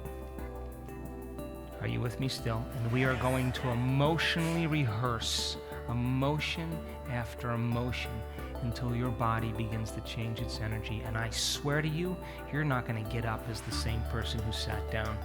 And you're going to do it without a football game, without a shopping spree, without a drug, because your nervous system is the greatest drug that was ever created. Are you with me still? So you'll learn how to do that. And then we are going to work on changing a belief and a perception. And you're going to understand the anatomy of belief. And all beliefs are created from past experiences. And when you have an experience in your life that brands you emotionally, the higher the emotional quotient, the more altered you feel from that experience. The moment you feel changes in your internal chemistry, you pay attention to what causes it, and the brain takes a snapshot, a picture, a memory. And that memory is embossed as a hologram in your brain. Are you with me still? And so then we tend to think neurologically within the framework of that circuitry from a past experience, and we tend to feel within the boundaries of those chemicals that have defined us emotionally. Are you with me still? And so then, the moment you have an experience that changes you, and you draw a conclusion about that experience, you just created a belief. And now, if you keep thinking and feeling within the same circuits of the past and the same emotions of the past, and how you think and how you feel creates a state of being, over time, you begin to condition the body to subconsciously become the mind, and that's called a belief. And all beliefs are subconscious states of being. And in order for you to change a belief or perception about yourself and your life, you're going to have to make a decision with such firm intention that the amplitude of that decision carries a level of energy that causes your body to respond to your mind. That the choice that you make becomes an experience that you never forget. And when you begin to do that, you are beginning to change your body with energy. And energy is the epiphenomenon of matter. Are you with me still? And you're going to have to come out of your resting state and have that moment define you. And that moment should become an experience. It is a long-term memory. And the more emotional and higher the energy you feel, the more your brain is going to take a picture of what you're thinking about. And now the inner experience is going to begin to change your outer world, and that's called a change in perception. And reality, of course, is 11/10 perception. Are you with me still? So now, all of this is for you. And we are going to have a lot of fun in the process, because I don't want to do it if it isn't fun. So I want you to turn the person next to you and decide if you're in or you're out. I'm so humbled in the last year in what I've witnessed in this work and what people have proven to themselves is possible. But this past year was an amazing year for me and as well as my staff. And not only did we make scientific history many, many times, but the stories of change and healing and transformation, possibility, have become more common for our students. And that when I look out at an audience and I see people inspired to want to learn and inspired to want to embark on these concepts and ideas and to actually do the work, it inspires me to continue to do the work. And that so much of our life is based on programming. And that programming is all based on believing that you're limited. And I have spent the last 3 years of my life working to deprogram that idea. That a program is something that we're not even conscious of. But I believe in possibility. And I believe in human potential. And I believe that common people can actually do the uncommon. And I know that when we begin to remove the masks and the layers and the emotions and habits that block the flow of divine in us, when we begin to do that work, that intelligence begins to come through a human being. And that expression of that intelligence is life. In whatever form it takes, they become more whole. They become more like that invisible intelligence. They become more willful. It has an amazing will. They become more mindful. It has an infinite mind. They become more conscious. It's a consciousness. They become more giving. It's a giver of life. They become more loving. It's a loving intelligence and intelligent love. Its nature becomes their nature. Its mind becomes their mind. And I'm honored and humbled to say that I've witnessed transformation in every skin color, in many, many cultures. And I can tell you it looks exactly the same. You want to see it? And that radiance that comes through a human being, to me, is worth all the lost luggage, all the missed flights, all the hard decisions we have to make, all of the people in our community that challenge us. It's all worth it to me. It's all worth it. And that I also know that the closer you move to that unified field, the less separation you will have. Which means then you won't see skin color, you won't see gender, you won't see culture, because you're not focusing on that. You're focusing on the divine within that person and all around them, because you've been focusing on the divine within you and all around you. And when you interact with that divine intelligence and it leaves an impression neurologically in your brain and genetically in your body, you are going to perceive a greater spectrum of reality. And we're going to begin to see what always existed, but we didn't have the circuitry to perceive it. And it's not going to come from something outside of us. It's going to come from the work we do inside of us. And the more you connect to that unified field, the more whole you should feel and less separation you should feel from everyone and everything. And the divine then, now, is wired neurologically in your brain. And so then, think about this. If you're feeling more whole and you're feeling more connected, and you've made the journey, it means that you would have to go from a somebody to a nobody to become everybody. from someone to no one to become everyone. Isn't that the quantum field? From something to nothing to everything. From somewhere to nowhere to everywhere. And from some time to no time to every time.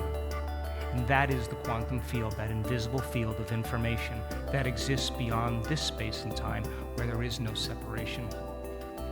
When you're connecting to that level of information, and there's less space between you and someone else next to you or something, then there's less time for things to manifest in your life because you are closer to that unified field. Are you with me still? Yes. And here's the paradox, though. I've talked to enough people and I've had this experience enough times. It's the most familiar, unfamiliar experience I've ever had. I don't know how else to say it any other way. We just did our teleclass this today, and I interviewed a physician that had a very profound experience. And she said, it was the most familiar, unfamiliar feeling. I know exactly what you're talking about. I connected to what was always within me. I've talked to enough people, and we'll talk about this at the advanced workshop. When they move from that somebody to the nexus, to the bridge where they're nobody to become everybody, they can be anybody. When they're at that place where they've gone from someone to no one to everyone, they can be anyone. When they go from something to nothing to everything, they can have anything. When they go from somewhere to nowhere to everywhere, they can be or live anywhere. And when they go from some time to no time to every time, and they can create any time or be in any time, guess what they choose? To be themselves. Because they feel so whole and so connected, they don't want to become anybody else, more of themselves. Are you with me still? So then, the purpose then is to make contact and to remove the things that stand in the way between you and I and the divine. And I'm telling you, it is an intelligent love, and it is loving intelligence. That's what it is. It's not in its nature to judge you and I. If it judged you, it would judge me or judged itself. It would create more separation, and it's not that at all. And I also know that in order for you to do the supernatural, it's going to take you feeling unnatural to begin with. It means then you're going to have to do things a little differently. And there's two ways we can go through this event. One way is that you can resist and fight, struggle, and drag around all your complaints and be frustrated and victimized and all that stuff, and we'll still get you. I'll work hard for it. Or you can just show up, leave your past at the back door, bring a fresh energy, and contribute to the energy in this room instead of draw from the energy in this room. And we will move very, very quickly.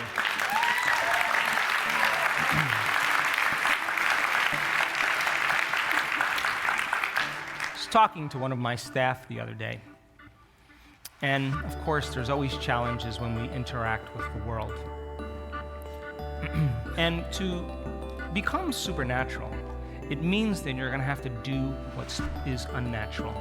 That means you're going to have to give when everybody else is in lack and taking. It means you're going to have to love when everybody else is judging. It means you're going to have to show courage when everybody else is in fear. It means you're going to have to forgive when everybody else is holding a grudge. And you're going to have to surrender when everybody else is competing. And in the beginning, that feels unnatural. But if you keep doing it over and over again, sooner or later, you're going to become supernatural. And yes, it takes a little work, I know. But we are piercing through a veil of consciousness right now, and other people are following. Someone hears about someone or witnesses somebody who lowers their values from cancer. I've seen it. The person has the same exact value, same exact condition, they bring their values down. A person with a genetic disorder that medical science has had no solution for, 2.5 years to reverse that condition. And she was on it. You know what? Someone else had that genetic condition and they healed themselves of it as well. The doctor said, "What in the world did you do?" "Well, I epigenetically signaled new genes in new ways. What do you think?"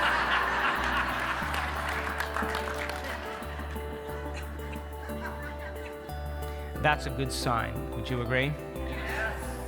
So then, we have a stigma in our mind, embossed in there and programmed, that if you lead with too much passion in your life, you're going to get it. Whether you're Martin Luther King, William Wallace, Mahatma Gandhi, Joan of Arc, John Lennon, Abraham Lincoln, you step outside a convention, you risk your life. But you know, we have a fear of being persecuted if we lead. And this is a time in history, truly, a true time in history, where we have to begin to no longer die for the truth, but live for the truth.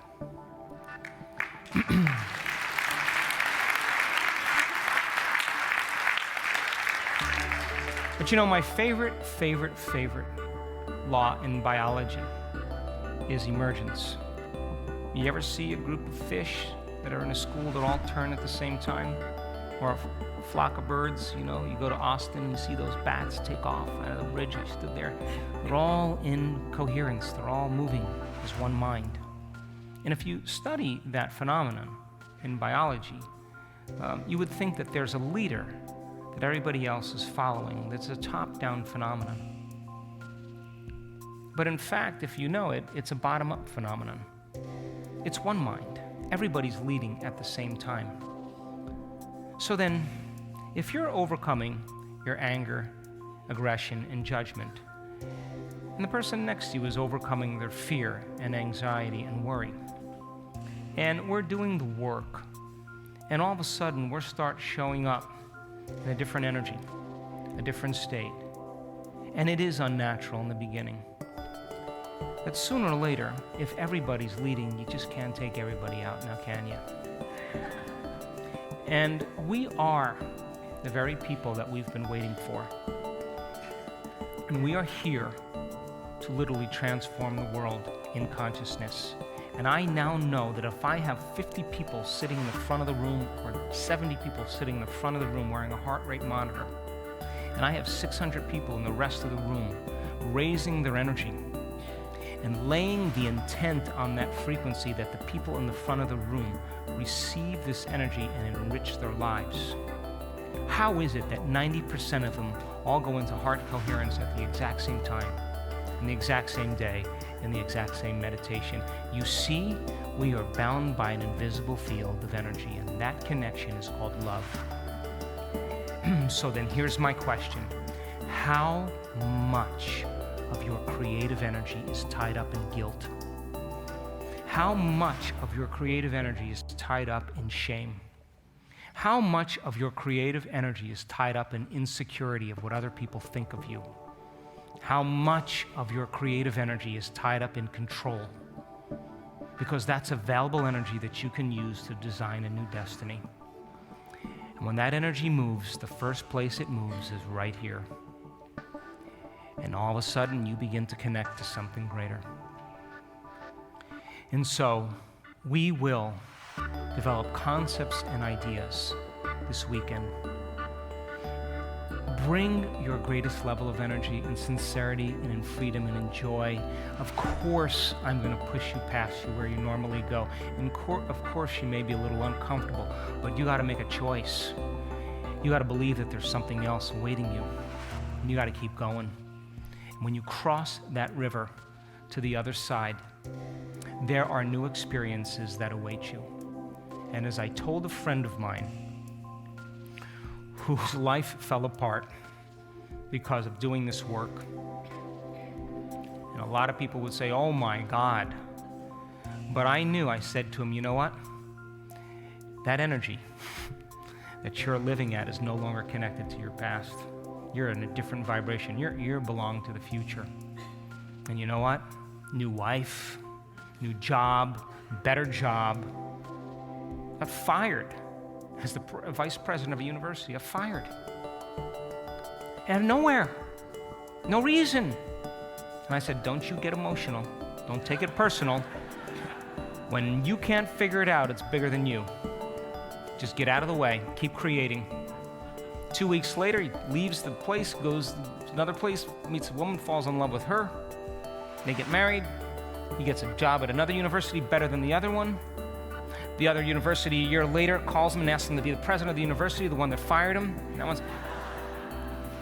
And I said to him, the unknown has never let me down.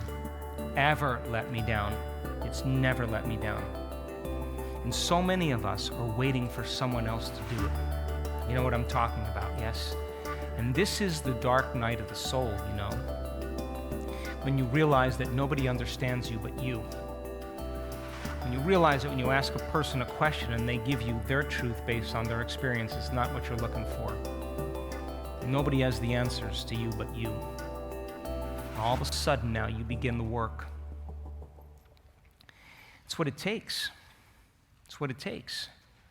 So then, when that begins to happen, and we begin to wake up to the fact that there's more, and you're stepping outside of that familiar aspect of your life into the unknown, and you're trusting in that unknown, you would have to agree with me then that when you begin to step out into the unknown and you're trusting in a future that doesn't exist for you, the question is, can you believe in a future that you can't see or experience with your senses yet, but you've thought about enough times in your mind that your brain is literally changed to look like the experience has already occurred?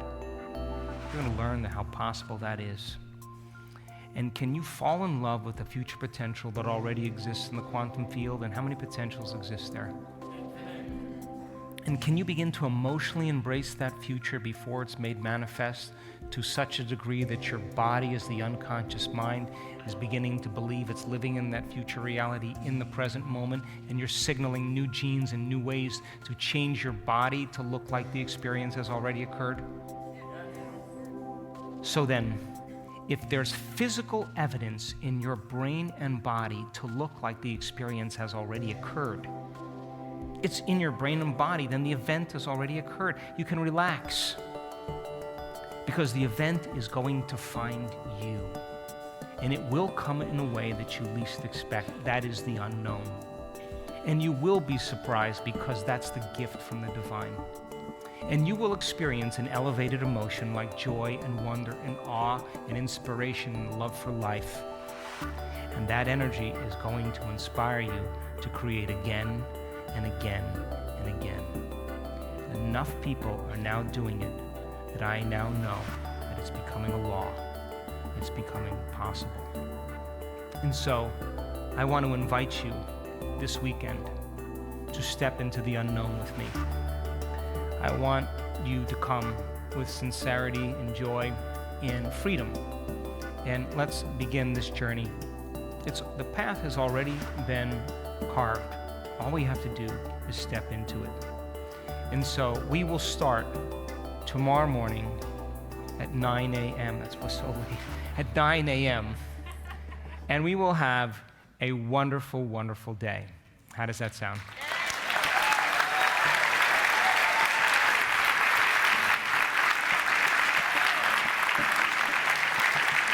Now, last point.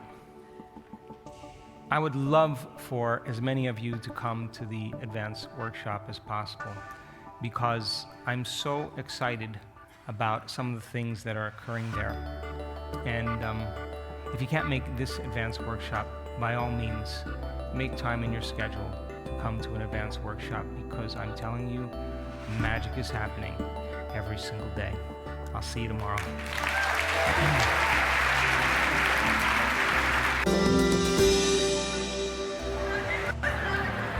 So how many people here that were here last evening made a few new connections in their brain?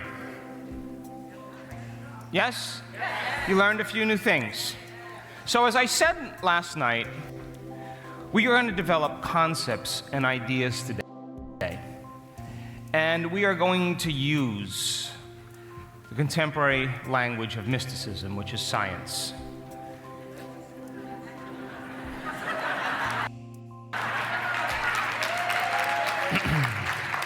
And as you begin to embrace that information and understand it, I'm going to ask you to turn to the person next to you and explain it. And between the two of you, you have to build a model of understanding. So, can you turn to the person next to you, look him in the eye and say, I am going to give you my absolute best when it comes to describing this model. Can you make that deal with the person next to you?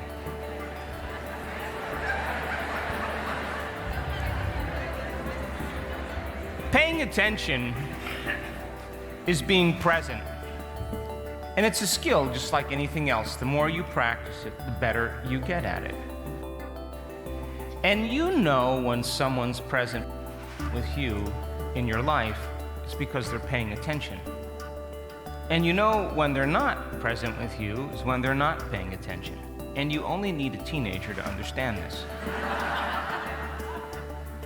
So then we have this mobile thing called awareness. We can unfold the past bitter memory that's tattooed in the recesses of our gray matter, and like magic, we can bring it to life. And in that moment, it's real. And you lost the present moment and you went to the past. Would you agree? Or you can begin to anticipate some future outcome in your life. And to the exclusion of everything else, all of your attention goes on that image. And you lost the present moment. So paying attention is being present. And the research shows that when you're not present with information, that if you continue on past that point, your comprehension goes down incrementally. So all of a sudden, the model that you're building, all of a sudden has weak legs. And I don't want your model to have any weakness. Because in your weakest moment, in your darkest night, I don't want you to talk yourself out of possibility. I want you to apply this information. So then, if I'm carrying on talking about the quantum model of reality, and all of a sudden you're thinking about your hair appointment on Tuesday, and who you're going to go to dinner with tonight, and you lowered the volume to your external environment, and you were paying attention to your inner world, and the person sitting next to you is all enthusiastic, and they start explaining the whole quantum model of reality. You have no idea what they're talking about. Can you make a deal with the person next to you that when you lose your attention, you're going to say, hang on a second, I have no idea what he said. I have no idea what you just said. I was thinking about the kind of hairstyle I was going to wear to the wedding in 3 weeks. Can you do that? Turn the person next to you and make that deal, please. The funny thing about that is that we do that all the time. It's a habit. It's an unconscious habit. And people are nodding and they're doing all that body language stuff, but they're somewhere else. And we call that normal. But every time you become conscious that you're going unconscious, and you return back to the present moment, you're breaking a habit. And if I do my job really well, you will be so present the entire day that time and space are going to warp. And it's going to be like the end of the day, and you don't know where it went because you are continuously in the present moment. How many people understand? Yes. So now, I also understand change very well. I work on it every single day of my life personally, and I have the privilege of witnessing human transformation quite often. And I know that 95% of who we are by the time we're 35 years old is the body conditioned to be the mind. The servant is now the master. And the body clings the familiar, emotions and familiar habits because it's afraid of the unknown, because the survival gene is switched on. And so, I know when we come up against change, the person is standing on the cliff, change their energy and is no longer caring about how cold the water is or how deep it is or which way the current's moving, they're jumping. But you know, just before they jump, the body always gives a little, "You sure about this?" So if by chance you come to the edge and your partner comes to the edge, all of a sudden you turn around to share with them and you see this string of saliva running down their shirt. One eye is closing and they're twitching, trying to escape. Would you make a deal with the person next to you that you will do whatever it takes to keep them awake today? So reason this with me. You're here because in some measure you believe that you create your life. Would you agree? That you, on some degree, believe that your thoughts have an effect on your destiny. So then, if you're not being defined by a vision of the future, then you're just left with the memories of the past. And your brain is organized to reflect everything you know in your life. Your brain is a record of the past. So the moment you wake up in the morning and you come back to your senses and you say, wait, where's my pain? Oh, there it is, okay. Okay, wait, let me think about all my problems. Oh, there's that person that I want to murder, and this person is ruining my life, and I'm going to tell this person this, and then you check your cell phone, and then you think about that person and that place and that thing and that particular time. You've just reactivated the circuits in your brain that are connected to your past memories. Are you with me still? And then all of a sudden, you got to give your body the juices it needs to reaffirm the identity that you're living by that's based on some experiences emotionally in the past. So then you got to think about all those things and all those people that evoke emotional responses that you're using in your external environment to reaffirm your addiction to some emotion. Are you with me still? Now, I woke up this morning early and I wanted to talk straight to you, so here we go. So the moment you're living by those emotions, and those emotions are driving your thoughts, you're thinking in the past. And you're going to be predictable in your life. And then when you continuously think the same way, act the same way, and feel the same way, but really expect something to change in your life, you get frustrated, you get impatient, you get judgmental, because that's what happens when we're living in survival and we are matter trying to change matter. We're in a program. Are you with me still? Yes. So then people say to you, "Juanito, why are you this way?" And then Juanito says, "I am this way because of these experiences or this experience that happened to me 21 years, 6 months, and 15 days ago." Which means then, from a biological standpoint, he was altered from some past experience, and the experience created a heightened emotion. And that emotion then caused him to pay attention, take a picture of what it was in his external environment. And now his brain and body are in the past.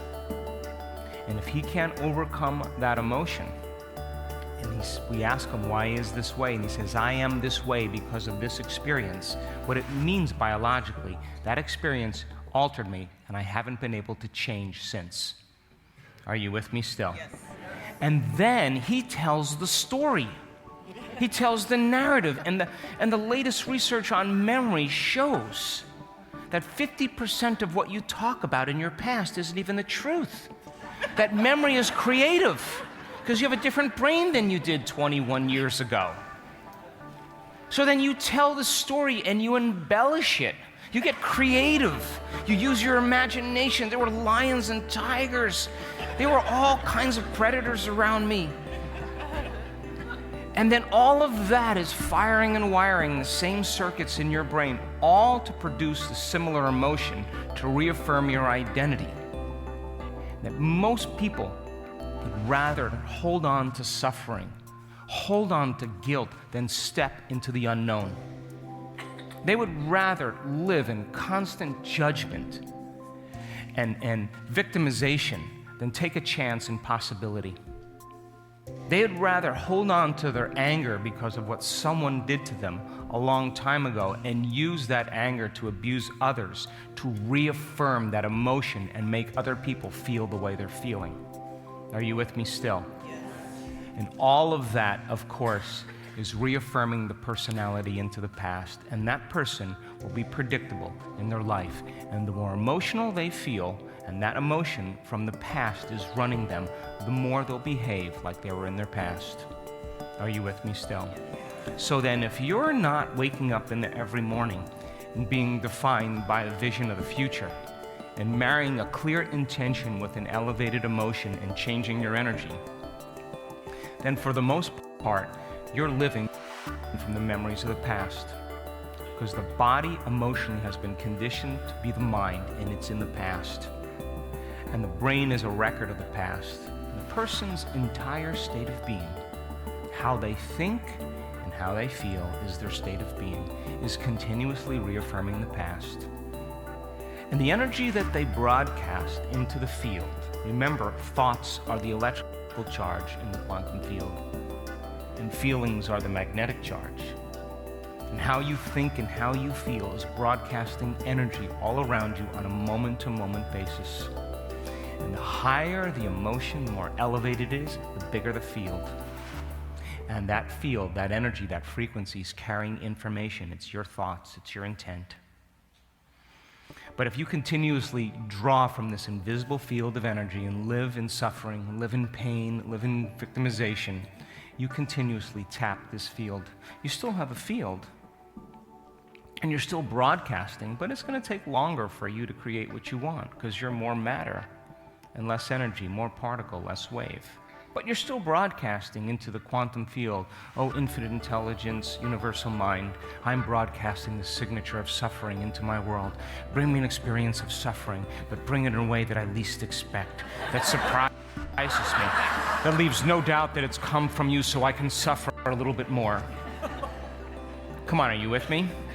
So we're not punished for our sins, we are punished by our sins. And sin is an attitude. Are you with me still?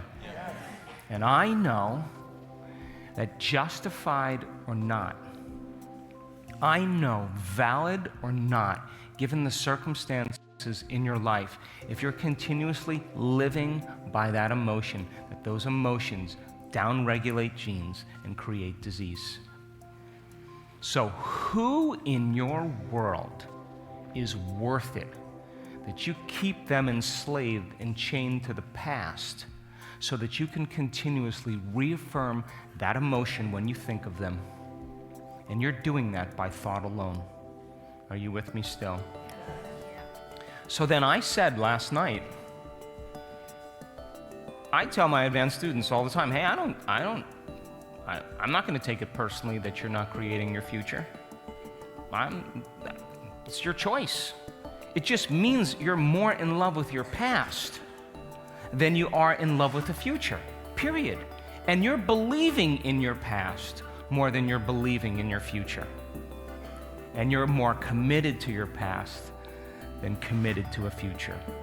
How many people understand? And this is why I do not take questions anymore, because I've done it enough times. And I now know that no new information can come into a person's nervous system that isn't equal to the emotion that they're experiencing. And the person can walk on the stage, you know, and I go, hey, what's up, man? What's up? And I go, wait. Are you doing the work? No, you don't understand. No, I do understand. Are you doing the work? No, Just answer. No. Are you doing the work? No. And I know that no matter what I tell that person, I could give them the answer that is the correct answer, and they will argue against me because that information is not equal to their emotional state. And you know what I say to them? Hey, take the ride with me. Give me 3 days, give me 2 days, and give me everything you have. Give me your best. That's all I want from you. Cross the river. Get beyond that emotion. And a memory without an emotion is called wisdom.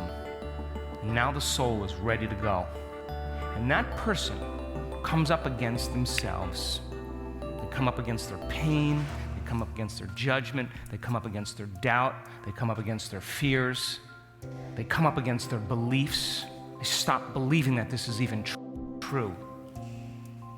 They come right up against that. And the people who continue on, in spite of that, break out and step into the unknown. They are free now. And they look back at the old self and they come up with the answer to their own question. And now they're free and they belong to a future instead of belonging to a past. And now they, in their own epiphany, in their own enlightenment, begin to realize and awaken. And so then, I also know that when you change a person's emotional state, and they can create gratitude without getting something yet, that the emotional signature of gratitude is receiving. That when you feel gratitude, it means you're getting something. You've received something. So most people wait for somebody to give them something to feel gratitude. That's how they've been hypnotized. That's how they've been conditioned. But in fact, then, if you start changing your emotional state, in spite of all the things going on in your life, you maintain a level of gratitude independent of the conditions in your external environment. You're starting to master your environment. Are you with me still? And I now know that when a person's in a state of gratitude, a state of receivership, a state of worthiness, a state of inspiration, a state of care and love for life and a joy for existence and exuberance for the moment, that they'll accept, believe, and surrender to information equal to that emotional state, and they begin to program their autonomic nervous system into a destiny. And this is my big beef with affirmations. You could say, I'm wealthy, I'm wealthy, I'm wealthy, I'm wealthy, I'm wealthy, I'm wealthy, I'm wealthy, I'm wealthy, I'm wealthy. But all along, you're feeling unworthy. That thought is going to stop right at your brainstem, and it's not going to go any further because mind and body are in opposition. Are you with me still? Yes. But when you feel abundant and you feel worthy, you naturally say, I am abundant. You're affirming your state of being. You're not pushing against yourself. You've just taken your brain and body out of the past. That's the only difference. Yes? Yes. So then, remember last night, 90% of the thoughts that you think are the same thoughts as the day before. So then those thoughts leading to choices that lead to behaviors that lead to experiences that produce certain emotions that you can predict, those feelings. The moment you begin to think about a future experience and you can predict the emotion of that experience, it's a known. And you're marrying a clear intention with an emotion, and you keep recreating your past. Are you with me still? Now, you've done nothing wrong. You're just taking too long. You're just caught in a program. And your reality is equal to that state of being. But you would have to agree with me that new thoughts should lead to new choices. And new choices should lead to new behaviors. And new behaviors should create new experiences. And new experiences should produce new emotions. And those new emotions should inspire new thoughts. And that's called evolution.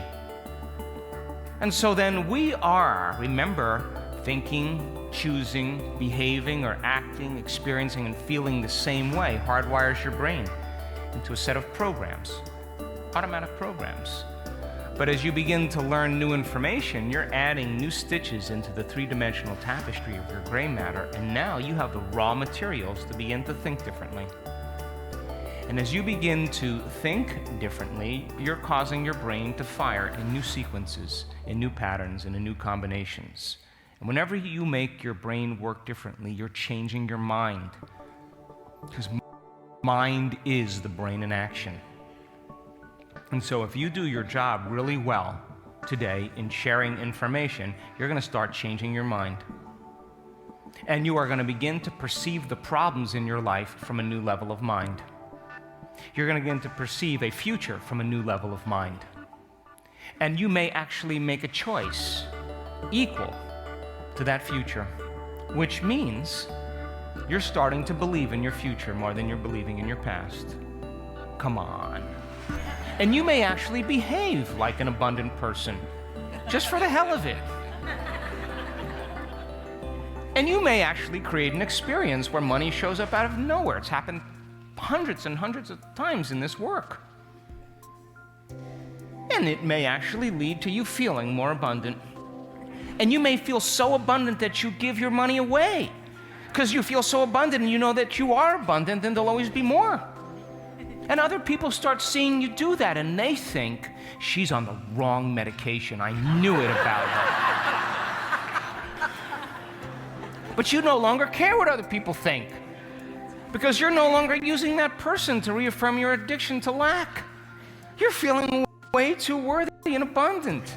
And you see a part of yourself that you used to be, that you no longer are, and you love that person more instead of judge them.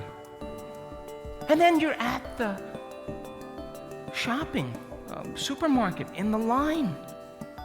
And instead of judging the person in front of you for the food they're buying, you're feeling this incredible amount of love.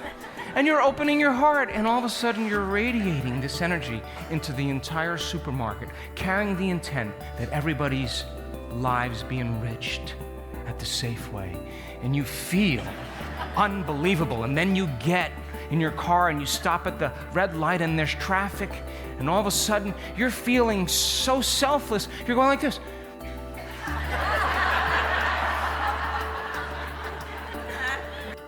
And you're a little bit late, but you're not stressed.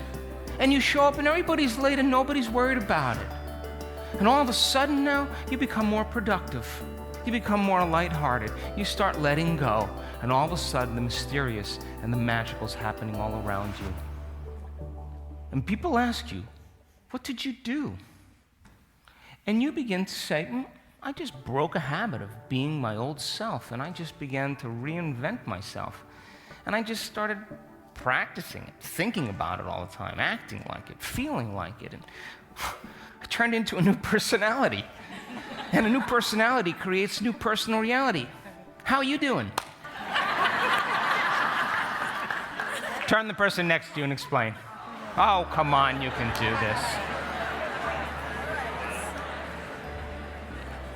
I also know, after looking at all those brain scans, in real time, that when you're analyzing your life within some disturbing emotion that's familiar to you, you're going to make your brain worse.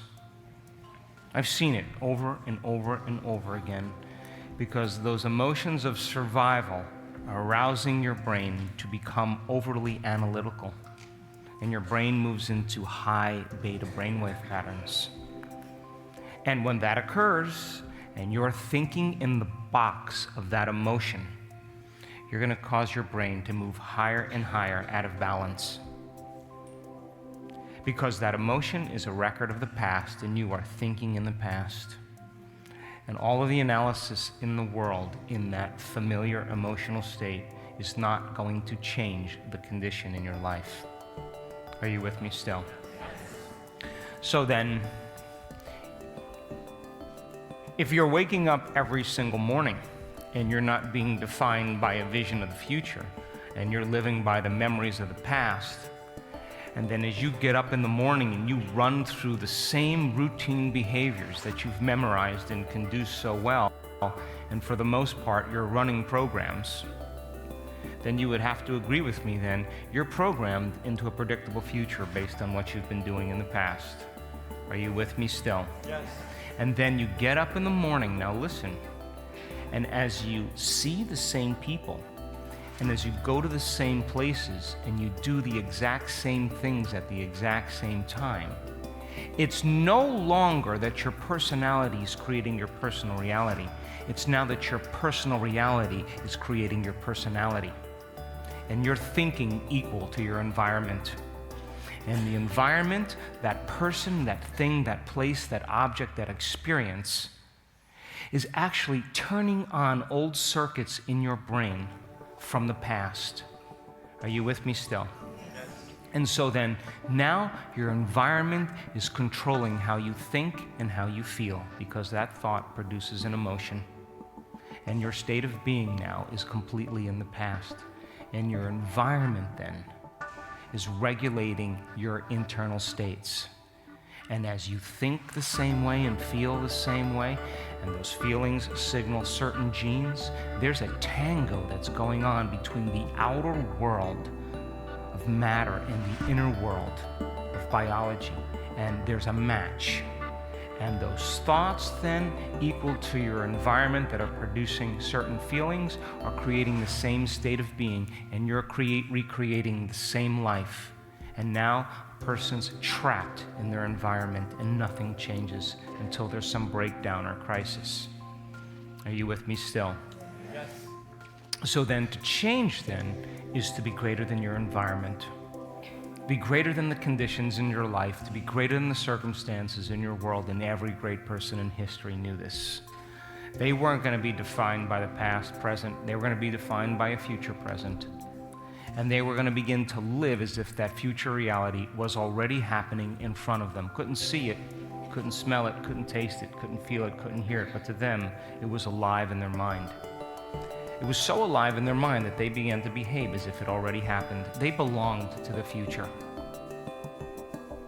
So then, if you're not creating a new future, then for the most part, your environment is controlling how you think and feel. And when that occurs, we are victims to our environment. How many people are with me? Turn the person next to you and have an enthusiastic conversation about that, please. Come on, you can do this. Would you agree then that if you're thinking certain thoughts that turn on different circuits in your brain, and those thoughts signal another part of your brain to make a chemical for you to begin to feel exactly the way you were just thinking, and the moment you feel suffering, the moment you feel guilt, the moment you feel unworthy, those emotions are driving corresponding thoughts, and you're firing and wiring the same circuits in your brain, hardwiring your brain even further, and then producing the same chemicals to reaffirm that same emotional state. And the redundancy of that cycle conditions the body to subconsciously become the mind. Now the body is the mind of guilt. It is the mind of suffering. It's its state of being. So would you agree with me then that to change then is to be greater than your body? To be greater than your body as the mind. And so then, if you've conditioned your body to be the mind, and that emotion is keeping it anchored to the past, and that's 95% of who you are, would you agree with me then? If you try to drag that body into the future, it's going to want to be holding on to the past. Yes? This is why people don't change. But I'm telling you, the spirit is always willing, but the flesh is weak. And it takes a great will. Listen to me, wow. Where did that come from? It takes a great will to be greater than the body as the mind. I know I have sat with my body for hours, watching it, observing it, coming to the point where I just couldn't go any further because I was just sitting there. Did you get that? I'm just sitting there. And I have to continuously overcome all the things I have to do, all the people I have to see, all the emails I have to answer, all the places I have to go, all those appointments. My body wants to get up and get going. And I keep saying, Stay. You stay right there. And then it gets angry and frustrated and emotional and patient and unworthy, and there I am in my past. Get over here. And I do that again, and then it starts saying, well, you don't have enough time to do this. You should be doing other things. And I'm like, okay, get over here. And I keep doing that. And every time I keep doing it, I'm reconditioning my body to a new mind. And I have had moments where I thought I was going crazy. I honestly thought that I was losing my mind, and I was. But that's the mind I needed to lose. You understand? Because you are at the end of your emotional belief at that point. And the body doesn't trust in the unknown. But if you keep surrendering it back down into the present moment, and it's not getting up and doing things and experiencing things and feeling things to reaffirm the same person, it's craving the familiar emotions so it could reaffirm who you are. And it's doing everything it can to stay in the past. You understand what I'm talking about, yes? And you keep bringing it back to the present moment over and over again, just like training an animal. It's going to throw everything at you. It's going to bring up your college boyfriend, the one that cheated on you, and you are going to get all of its, the body's doing everything it can to be the mind. And you keep insisting that you're the mind. Sooner or later, the moment the body trusts you and relaxes into the present moment, there's going to be a liberation of energy. And you're going to go from particle to wave, from matter to energy. And that liberation of energy is a very, very specific feeling. And that's when the body finally is no longer enslaved to the past or a predictable future.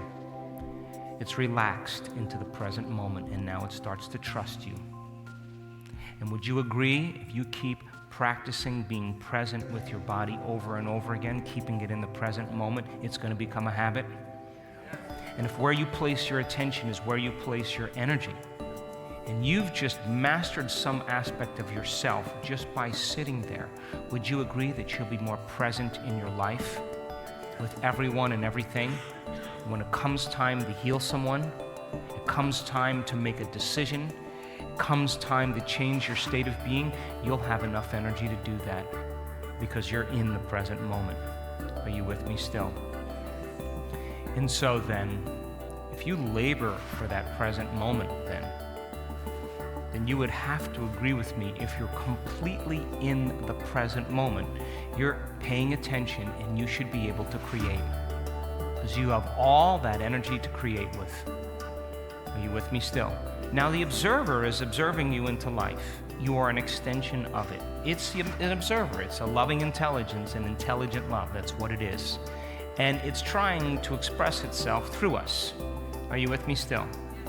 So then, if your observer is constantly present with you like a mirror, and all of your attention is on people and things and places and stuff and all that stuff, and you're analyzing and here's the observer going like, hey, I'm over here. And you're not present with it. But don't you know, when you're in the present moment, you're looking right in the mirror, and it's going to reflect that image back into your world. Are you with me still? So then, just like you know when someone isn't present with you in your life because they're not paying attention, this is an omnipresent, objective intelligence that's loving us into life. And you have to be present with it like you want to be your teenager to be present with you. And it takes that kind of will to move into the present moment. So then here's my question. Would you agree then, if the change is to be greater than your environment, if the change is to be greater than your body, and if the change is to be greater than time, the predictable future or the familiar past, be in the present moment, would you agree then that if you believe that your thoughts and your feelings created your reality, would you agree then it might be a good idea to sit down and close your eyes and disconnect from the external environment? Yes. To diminish the amount of sensory information coming in through your eyes so it doesn't activate the same circuits in the same way. Are you with me still? Is it a good idea to play some music in the background or shove some earplugs in your ears to diminish the amount of information that you're hearing?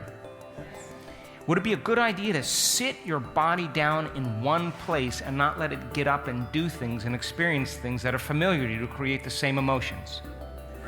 And all of a sudden now, as you disconnect from your environment and you sit your body down, you're not eating, you're not tasting, you're not smelling, you're not feeling your body. It's not feeling anything. And if you can sit in the present moment and not think about your schedules and the people you have to see in the predictable future or the memories of the past, and your brain and body were completely in the present moment, then you should be able to change your brain and body by thought alone, because the size of the frontal lobe becomes the movie screen. And you get to live in that future reality in the present moment. And your brain does not know the difference between what's going on out there and what's going on in here. And the moment the thought becomes the experience, the end product of an experience is called a feeling or an emotion, and you start feeling like that future. And would you agree then, if you got up and came back to your senses, you would be firing new circuits in new ways, yes or no? You would be creating new chemicals that would cause your body to be conditioned to the mind of the future instead of the mind of the past. And if you keep doing it over and over again, your brain and body are going to begin to change. And who knows? You may actually think like an abundant person. You may act like a saint. You may feel unlimited your entire day, because you changed your state of being. And if you're able to maintain that modified state of being your entire day, something unusual or different should happen in your life. Would you agree? Isn't that the law? And when that unexpected event comes out of nowhere, and you are surprised by it, and the energy of that experience creates more love of self, more of a passion for life, that you feel more worthy and unlimited, could you not use that energy to create again tomorrow? And would you agree then you would move from being a victim in your life to being a creator in your life? How many people are with me? Turn the person next to you and have a robust conversation about that, please. How's your model? How's your model looking? How you doing? Is this making sense to you? I'm speaking to the part of you that already knows this. Because an only way for you to step into a new future is you have to confront the very aspect of you that isn't going there. Are you with me still? So then, when people begin the process of change, they have to stop making the same choices. And when they do that, they step into the unknown. They step into that place of uncertainty. They're feeling uncomfortable. It's unfamiliar to them. They can't predict what's going to happen.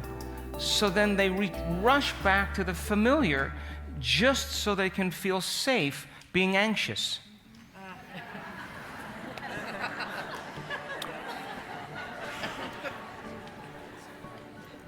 And people torment their brain and body over and over and over again. And so, in this work, if you have a glass of wine with me, I'm just not about the past. I have friends, dear friends. I sit down to dinner and they just go off about their past. And you know what I say to them? These are people that go unconscious. I say, when are you going to stop telling that story of your past? Why don't you tell me a story of your future? Because that's what I'm more interested in. And wouldn't it be nice to meet people on that level at a dinner table instead of people going off, did you hear Mary's in the hospital again? So then, Stepping out into the unknown takes courage. You got to be willing to be uncomfortable and be okay with it. But, you're looking around when you're in the process of change, looking to see if anybody else is doing it. And they're all afraid to make a move. So everybody stays in that familiar area. And guess what? You watch the news, you're going to get a little angry. You watch television, you may suffer a little bit. You read the newspapers, you may feel a little prejudice. All of that is to create separation in people. People cling to the familiar, and they're afraid to take a chance in the unknown. But remember, the soul's interest is the unknown, adventure. There's a lot for us to experience on the way back, to tell the story of our journey. And so then, living by those familiar feelings then causes people to argue for their limitations with others who are doing the same. And that creates relationships. So then, if you're in that unknown, then you understand the best way to predict your future in the unknown is to create it. And that when you start believing in a future more than believing in the past, you belong to a future instead of you belonging to a past. And yeah, you're going to have to forego your social engagements. You're going to have to break away from your cell phone for an hour. Yeah, you're going to have days where you're not going to feel like doing it. But that's what mediocrity does. But when you continue to be possessed by that vision of the future, and yeah, it's going to take some effort. I'm sure Martin Luther King came out some mornings waking up feeling a little bit fearful.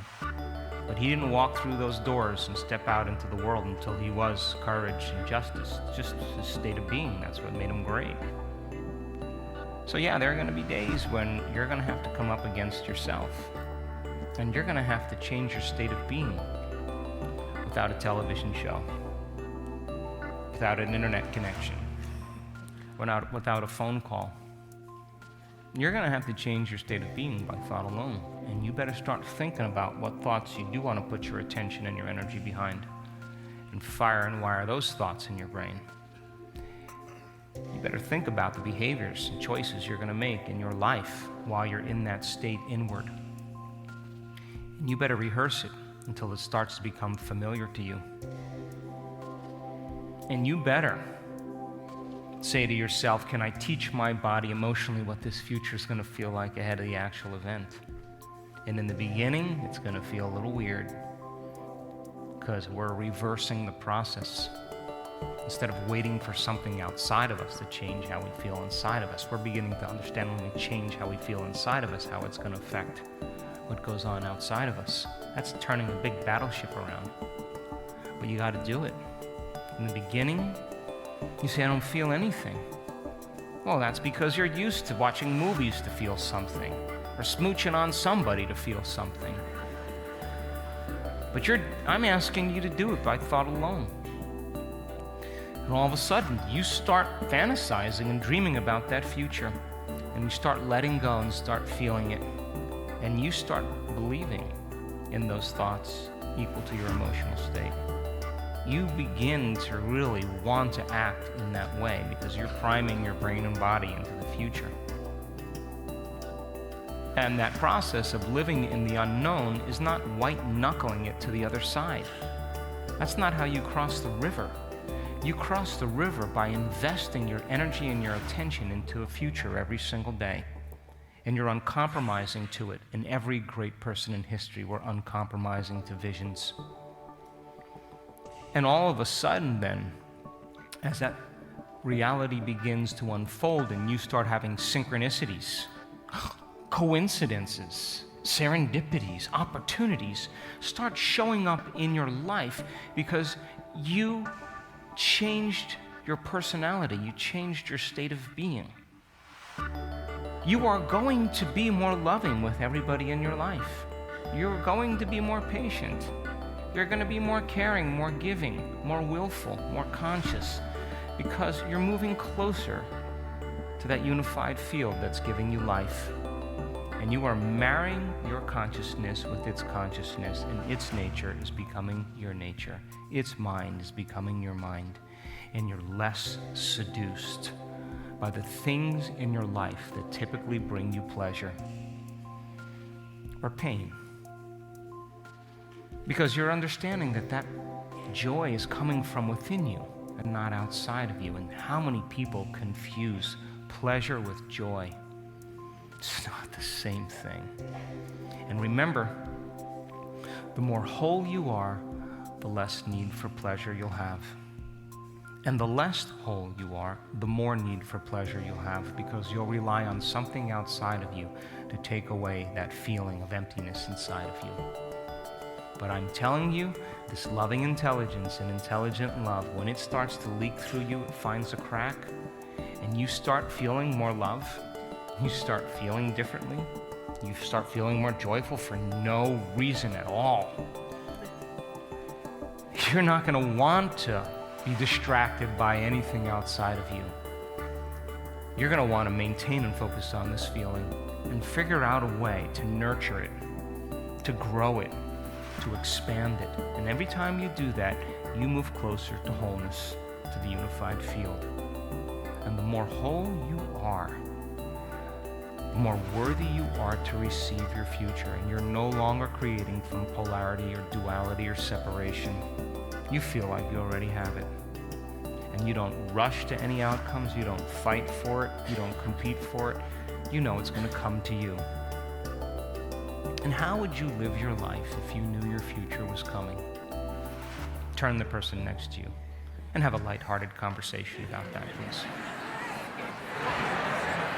Can I carry on for a few more minutes and then we'll break? Can I carry on a little bit longer, then we'll break? Turn the person next to you and tell them you have boundless energy and you got this.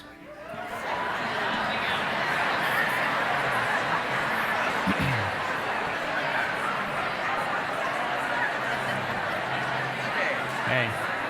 So you know that when you trade the idea that your thoughts create reality for a future, you usually trade it for some emotional addiction, period. That's why people stop doing the work, because they're more committed to that emotion of the past than an emotion of the future. And it's difficult to break from those emotions of survival because they're so addictive.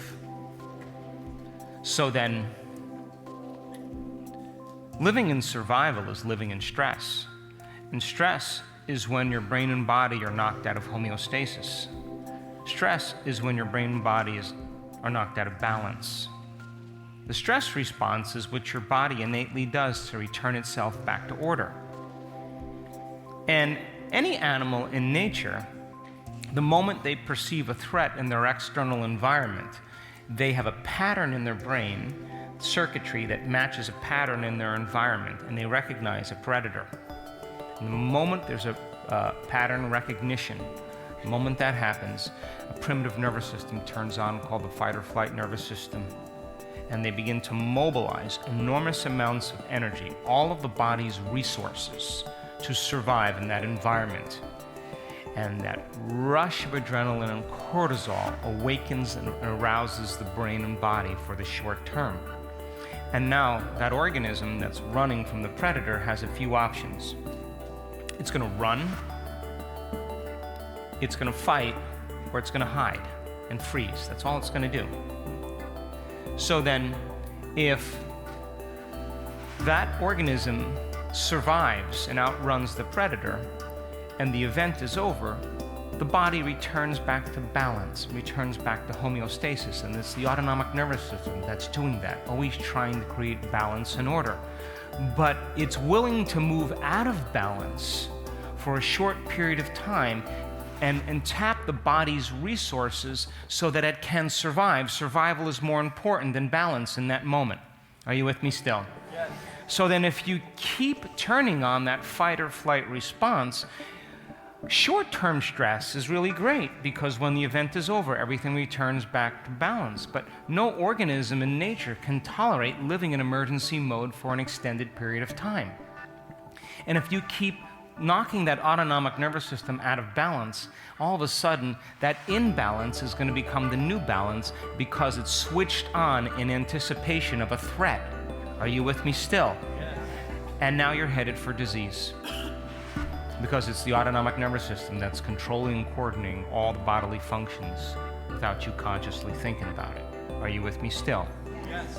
So you have that same primitive nervous system, and that when you and I begin to perceive a threat in our external environment, we do the exact same thing. We draw from this invisible field of light and information, this vital life field, and we begin to turn it into chemistry. And that field around the body continuously shrinks. We've measured this. And now the person is more matter and less energy, more particle and less wave. They're not emitting any information into the field.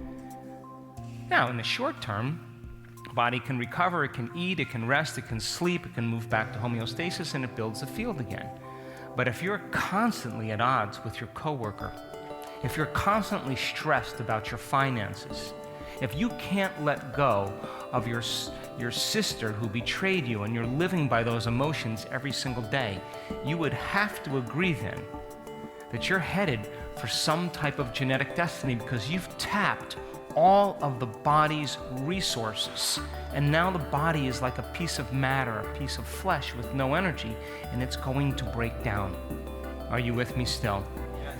So then when you're living by the hormones of stress and you continuously draw from this invisible field of energy and turn it into chemistry, and the field around your body is diminishing, now you're matter trying to change matter in your life. Are you with me still? And what do you do when you're matter trying to change matter? You force outcomes. You push for it. You fight for it. You control it. You try to predict it. You manipulate it because you're matter trying to control matter. Are you with me still? And so the very chemicals of stress heighten the brain and body to move into an aroused state. And under stress, your senses are heightened. And we become materialists, defining reality with our senses. If we can't see it, we can't smell it, we can't hear it, we can't taste it, we can't feel it, it doesn't exist. And we could say it another way, that when you're under stress and those chemicals are activated, you are going to narrow your focus on objects and matter, on the particle and quantum physics, on people and things in your external environment. Are you with me still? Yes. And when you're focusing on matter, you are no longer paying attention to the wave in quantum physics, which is information. Are you with me still? Yes. And so then over time then, as a materialist, functioning as matter in your environment, you're less likely to create in this state. Why would you want to close your eyes if there's a predator out there? Why would you want to go within and learn and change your internal state when you feel unsafe? And the very chemicals of stress become addictive. And people use the problems and conditions in their life to reaffirm their addiction to that emotion. They need the bad job. They need the bad relationship. They need the difficult past because it's reaffirming their identity emotionally. Are you with me still? Yes. So then if where you place your attention is where you place your energy, and you're using that person or that circumstance in your life to reaffirm your addiction to that emotion, then you're giving a lot of your power away to someone or something. And it's the emotion that's keeping your attention on it. Are you with me still? Yes. Come on, are you with me? Yes. So then the very hormones of stress then endorse the ego to become selfish. When you're in survival, you are selfish. You got to take care of the self. And you define the self as a body living in an environment in linear time. And in fact, when you're under stress, out of the infinite potentials that exist in the quantum field, you are going to select the worst case scenario and anticipate the event emotionally and get prepared for the worst outcome. And in the short term, when you get it right, you say, hey, I got that right, you should hang out with me, I'm really smart. But what happens when you're wrong or it doesn't happen? You are conditioning the body to become the mind of that emotion. Are you with me still? Yes. And the body is being programmed into that destiny. So out of the infinite potentials in the quantum field, you select the worst possible outcome, and you're emotionally embracing it and marrying a clear intention with an emotion. And you're conditioning your body to be in a predictable future based on the past. Are you with me still? And why do we do that? Because in survival, if you prepare for the worst and anything less happens, you have better chances of living and surviving. And when the survival gene is switched on, you could have 10 great things happen in your day, but you will focus on that one bad thing. Because in survival, you got to be waiting for it to come again. Are you with me still? So then, as you draw from this invisible field of energy and you turn it into chemistry and you're shrinking the field around your body, then you are matter living as a body in an environment in time. And people define themselves as a body in an environment in linear time, and that is not who you are. So the more addicted you are to those emotions of stress, the more you believe you're your body. Are you with me still? And it's reaffirming the very nature of the body in survival. So when people spend the majority of their life living in anger, frustration, aggression, hatred, prejudice, judgment, control, competition, guilt, shame, unworthiness, victimization, depression, anxiety, fear, sadness, and all of those emotions are created by the hormones of stress. And psychology calls those normal states of consciousness. Those are altered states of human consciousness. Are you with me still? So then, if your attention is on matter, your attention is on objects, on things, people, and where you place your attention is where you place your energy, then for the most part, you're enslaved into three-dimensional reality. Are you with me still? You are matter living in a world of matter, and now you're caught up in the illusion of the dream. Are you with me still? So then, when this occurs, when people spend the majority of their life living by those emotions of stress, they're not going to be interested in creating. What they'll do is they'll have a vision, but we live in a dimension, this three-dimensional reality. There is infinite space. How big is space? Listen, space. It goes on forever, yes? So then, if space is eternal in this realm, you experience time by moving your body through space. And as you move your body through space from one point of consciousness to another, it takes time to get there. Are you with me still? So as I said last night, the more you feel like matter and the less you feel like energy, now you're going to get the things you want in your life, but it's going to take some time because you're going to have to drag your body back and forth to work over and over again, living in that limited reality of being able to predict how you're going to pay your bills off. And of course, then, you'll do it, but it's going to take some time. And you're enslaved to the world of Newtonian physics. Are you with me still? So then, the more addicted we are to the emotions of stress, the less likely we are to create. Why would you create when you're in survival? It's not a time to create. And if you keep tapping from this invisible field of energy and turning it into chemistry, and you're mobilizing all your body's energy for some threat in your external world, there's no energy in your internal world for growth and repair. There's no energy for long-term building projects because there's actually no life force to heal. There's actually no life force to create a new future. There is no energy to heal someone else, to have a mystical experience. We're matter trying to affect matter. Are you with me still? Turn the person next to you and talk about how you're no longer going to be stressed out. Am I asking you to not react to people in your life and suppress emotions? No, I react. The question really is how long you're going to react. That's the question, yes? Shortening your emotional reactions to people and things in your life is called emotional intelligence. And those are the people that you want to hang out with. If you can't let go of that emotion, it must mean you're addicted to it. True or false? Because isn't an addiction something you can't stop?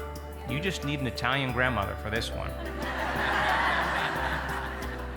So it's a scientific fact that the hormones of stress downregulate genes and create disease. It's a fact. Push the genetic buttons that create disease. Human beings, because of the size of their frontal lobe, can begin to think about the past or think about the future and turn on that stress response just by thought alone. Are you with me still? They're knocking the brain and body out of balance by a thought. So if you can turn on the stress response just by thought alone, and the hormones of stress or the stress response long-term pushes the genetic buttons that create disease, that means that your thoughts can make you sick. Are you with me still? So if your thoughts could make you sick, is it possible your thoughts could make you well? Okay. So it's a scientific fact that the hormones of stress give the brain and body a rush of adrenaline. And we become junkies to those chemicals. And if you can turn on the stress response just by thought alone, you can become addicted to your own thoughts. Yes or no? This is why change is so hard. Now, if you're using the people and conditions in your life on a daily basis to reaffirm your addiction to some emotion, then you become addicted to the life you don't even like. And this is why change is so hard. How many people are with me? So then, in survival, the unknown is a scary place. And in survival, it's not a time to go within. I was coming back from a trip from London, and I was getting ready to go to Costa Rica. I was walking on the ranch, and I parked my car, and the front door is way down, like in the corner of the room, a little further. And 225 acres at the end of a 1-mile gravel road, there's nothing out there. And I've walked that property thousands of times. And it's a November evening, and it's very dark in the Pacific Northwest. And there's no lights. And I parked my car, and I'm going to walk through this beautiful pathway with these big boulders.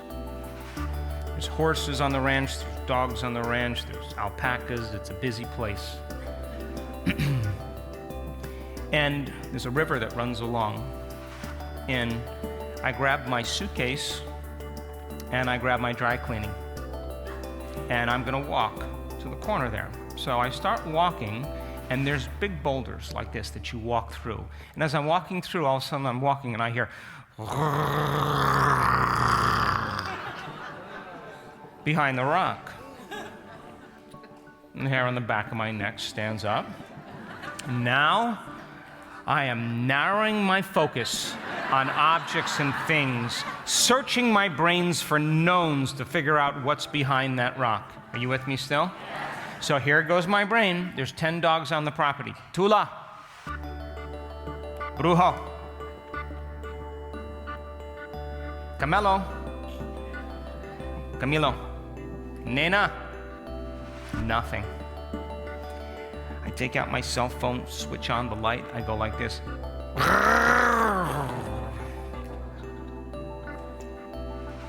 Cell phone in my property, in the back pocket. Now here's my question. Is this a time to create? Is this a time to go within? Is this a time to learn something new? Is this a time to trust in the unknown? Is this a time to open my heart and be vulnerable and give thanks? Would you agree it's time to run, it's time to hide, or it's time to fight? Yes or no? So then, it would make sense that if you're living addicted to the hormones of stress, that you are going to be focusing on objects and people and things and conditions in your external environment, and you're going to believe that your outer world is more real than your inner world, and you're not going to want to create. Because when the survival gene is switched on, you're not going to want to go within. You'd be vulnerable. You'd be prey. You wouldn't want to open your heart in your life, because it's not a time to open your heart. It goes contrary to the laws of the jungle. So the more people are living in stress, and the more they're living in survival, the more they're enslaved into the realm of 3 dimensions. And they won't want to create.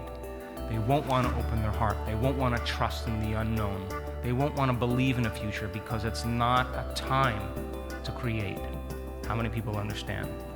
Turn the person next to you and explain. Then I'll break, I swear. When you're living in survival, and you are putting all your attention on your body, because in survival you better take care of your body, all of your attention is on your environment, like where am I going to run or how am I going to get this to happen, and all of your attention is on time, you're obsessing about how long it's going to take to get from one point to the other because Mr. Big's chasing you down,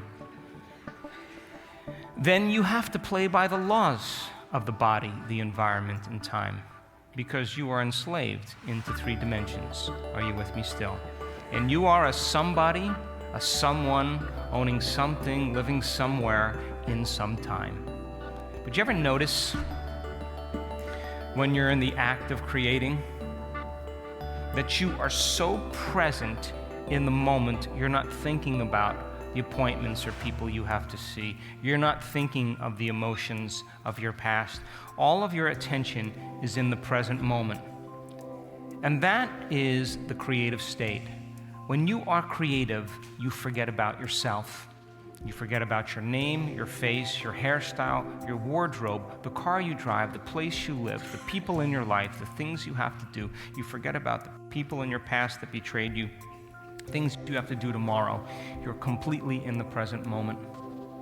And in that moment, you become nobody. No one. No thing, nowhere, in no time. You become pure consciousness. And that elegant moment is what begins to connect you to the unified field. And we have seen this so many times in our work. In fact, we can predict it. That person is so caught up in the present moment, all of their attention now moves off of the particle, off of matter, off of this dimension of space and time, and all of their attention goes on possibility, on the wave in quantum physics. And they begin to go from a narrow focus to an open focus. They begin to expand and open up. And when that occurs, the disintegration that was taking place in a brain that was over-aroused in stress, where the networks are no longer communicating with each other, that incoherent brain, the moment the person's no longer thinking, no longer analyzing, no longer caught up in the same networks, they're so present that that autonomic nervous system steps in and it says, it's been about 42 years since he's gotten out of the way. This is a great moment. What a mess! He's gone. So let's create some order. And all of a sudden it starts saying, hey, you communities over here, why don't you start talking to these communities? Well, there's no boundaries here. And as you're no longer thinking, those different networks begin to synchronize. They begin to reach out and hold hands. They all start to dance in rhythm together. They become coherent, and bigger pieces of real estate start functioning more in unison. The brain starts to function in a more holistic state. And that synchronization begins to create the unity of polarity, and the person's starting to feel more whole. Are you with me still? And at the same time, that energy from these first 3 centers, if the person's personality is out of the way and they're no longer thinking and feeling in the same way, all of a sudden that energy moves right up into the heart. Boom. And all of a sudden, there goes the field. It can be up to 9 meters wide. Boom. The person becomes more energy than matter, more wave than particle, and they're feeling blessed. They're in love with life. They're no longer feeling separate, like matter trying to affect matter. They feel connected to something greater. And as that heart starts to move into coherence, it begins to influence the brain into more coherence. And then the brain starts talking with the heart, and now the person's in a completely different state of being. And they would never try to force an outcome in this moment. They would never try to predict it. They know it's going to happen. They just don't care when it's going to happen and how it's going to happen, because it's none of their business when it comes to the unknown. Are you with me still? Yes. And of course, the moment that happens and their energy begins to expand and they feel connected to something greater, they lay that thought on that energy, and they're already accepting that it's possible, because that thought is consistent with the emotion they're experiencing, and they're feeling more unlimited.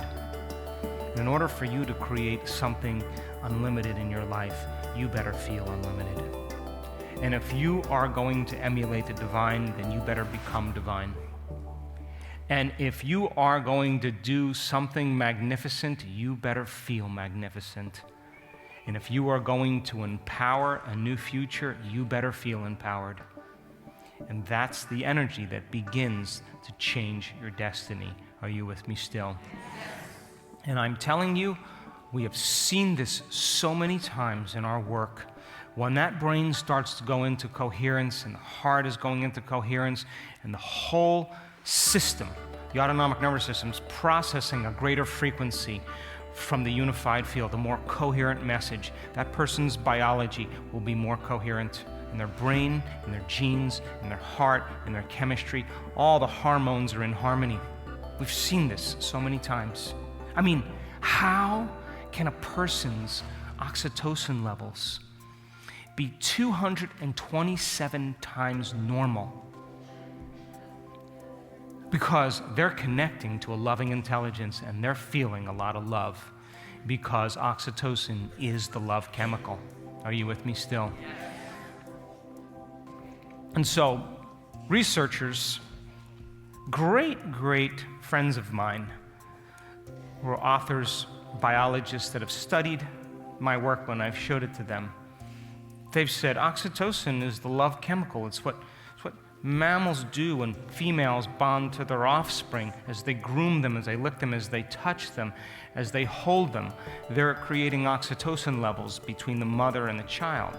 And oxytocin creates bonding. And it's made in the limbic brain. And when you're in the honeymoon stage of a relationship and you're intimate with another person, that connection, that bonding begins to create high levels of oxytocin, and that's how we connect and become monogamous with other people.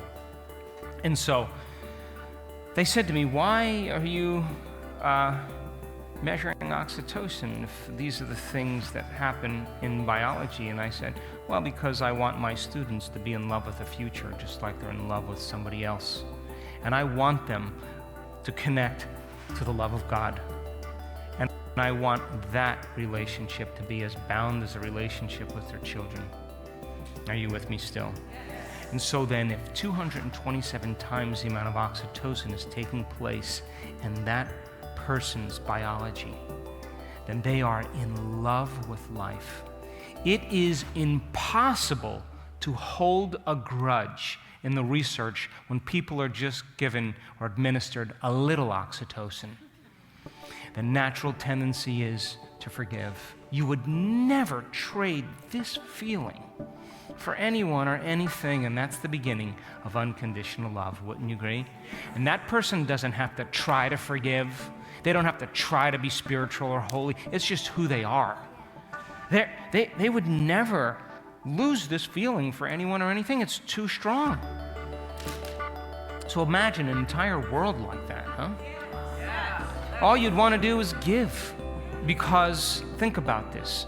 When you master some aspect of yourself, or you connect to that divine intelligence, and I just interviewed a person that was baptized. And as one lady said last year that was 78 years old, I lost my spiritual virginity today. She got hit by the heat. She got baptized in light, and that light is carrying information. And I looked at her, and her eyes were just white and popping out of her head. And she connected to that unified field. And by the way, there's always more love to experience in this field. And so, when that energy moves in you and moves through you and moves all around you, and you feel like it. The only thing you're going to want to do is want other people to feel the way you feel. And the only way you can do that is to give them something. That's the closest way to do it. So the act of giving emulates the divine, and when you do that, it moves even closer, because you're no longer in lack, you're no longer in separation. You already know there's infinite abundance. It's who you are. Are you with me still? So then, in that elegant moment, when we are watching a person's brain on the scan, and now we know when it's going to happen. You just see these downloads. Pachum, pachum, chum, chum, chum. And I say to the researchers that come and study us, she's going to pop. Watch this. And they're seeing these big amplitudes, and they're thinking the person's having a seizure. And I'm saying to them, does she look like she's having a seizure? She said, and all of a sudden, you see the right side of the brain talking to the left side of the brain, the front of the brain talking to the back of the brain. All of a sudden, here come the two hemispheres. The moment those two hemispheres come together, the union of duality, the union of polarity, the union of separation and opposites is called wholeness or love. And the same time, that heart busts wide open, and that person is in love with life, and her chemistry is changing because her energy is changing. And she's hooked up to a field that exists beyond the senses, a greater frequency. And I can walk around like this. I've done this so many times, and look at that person, and there are tears of joy rolling down her face.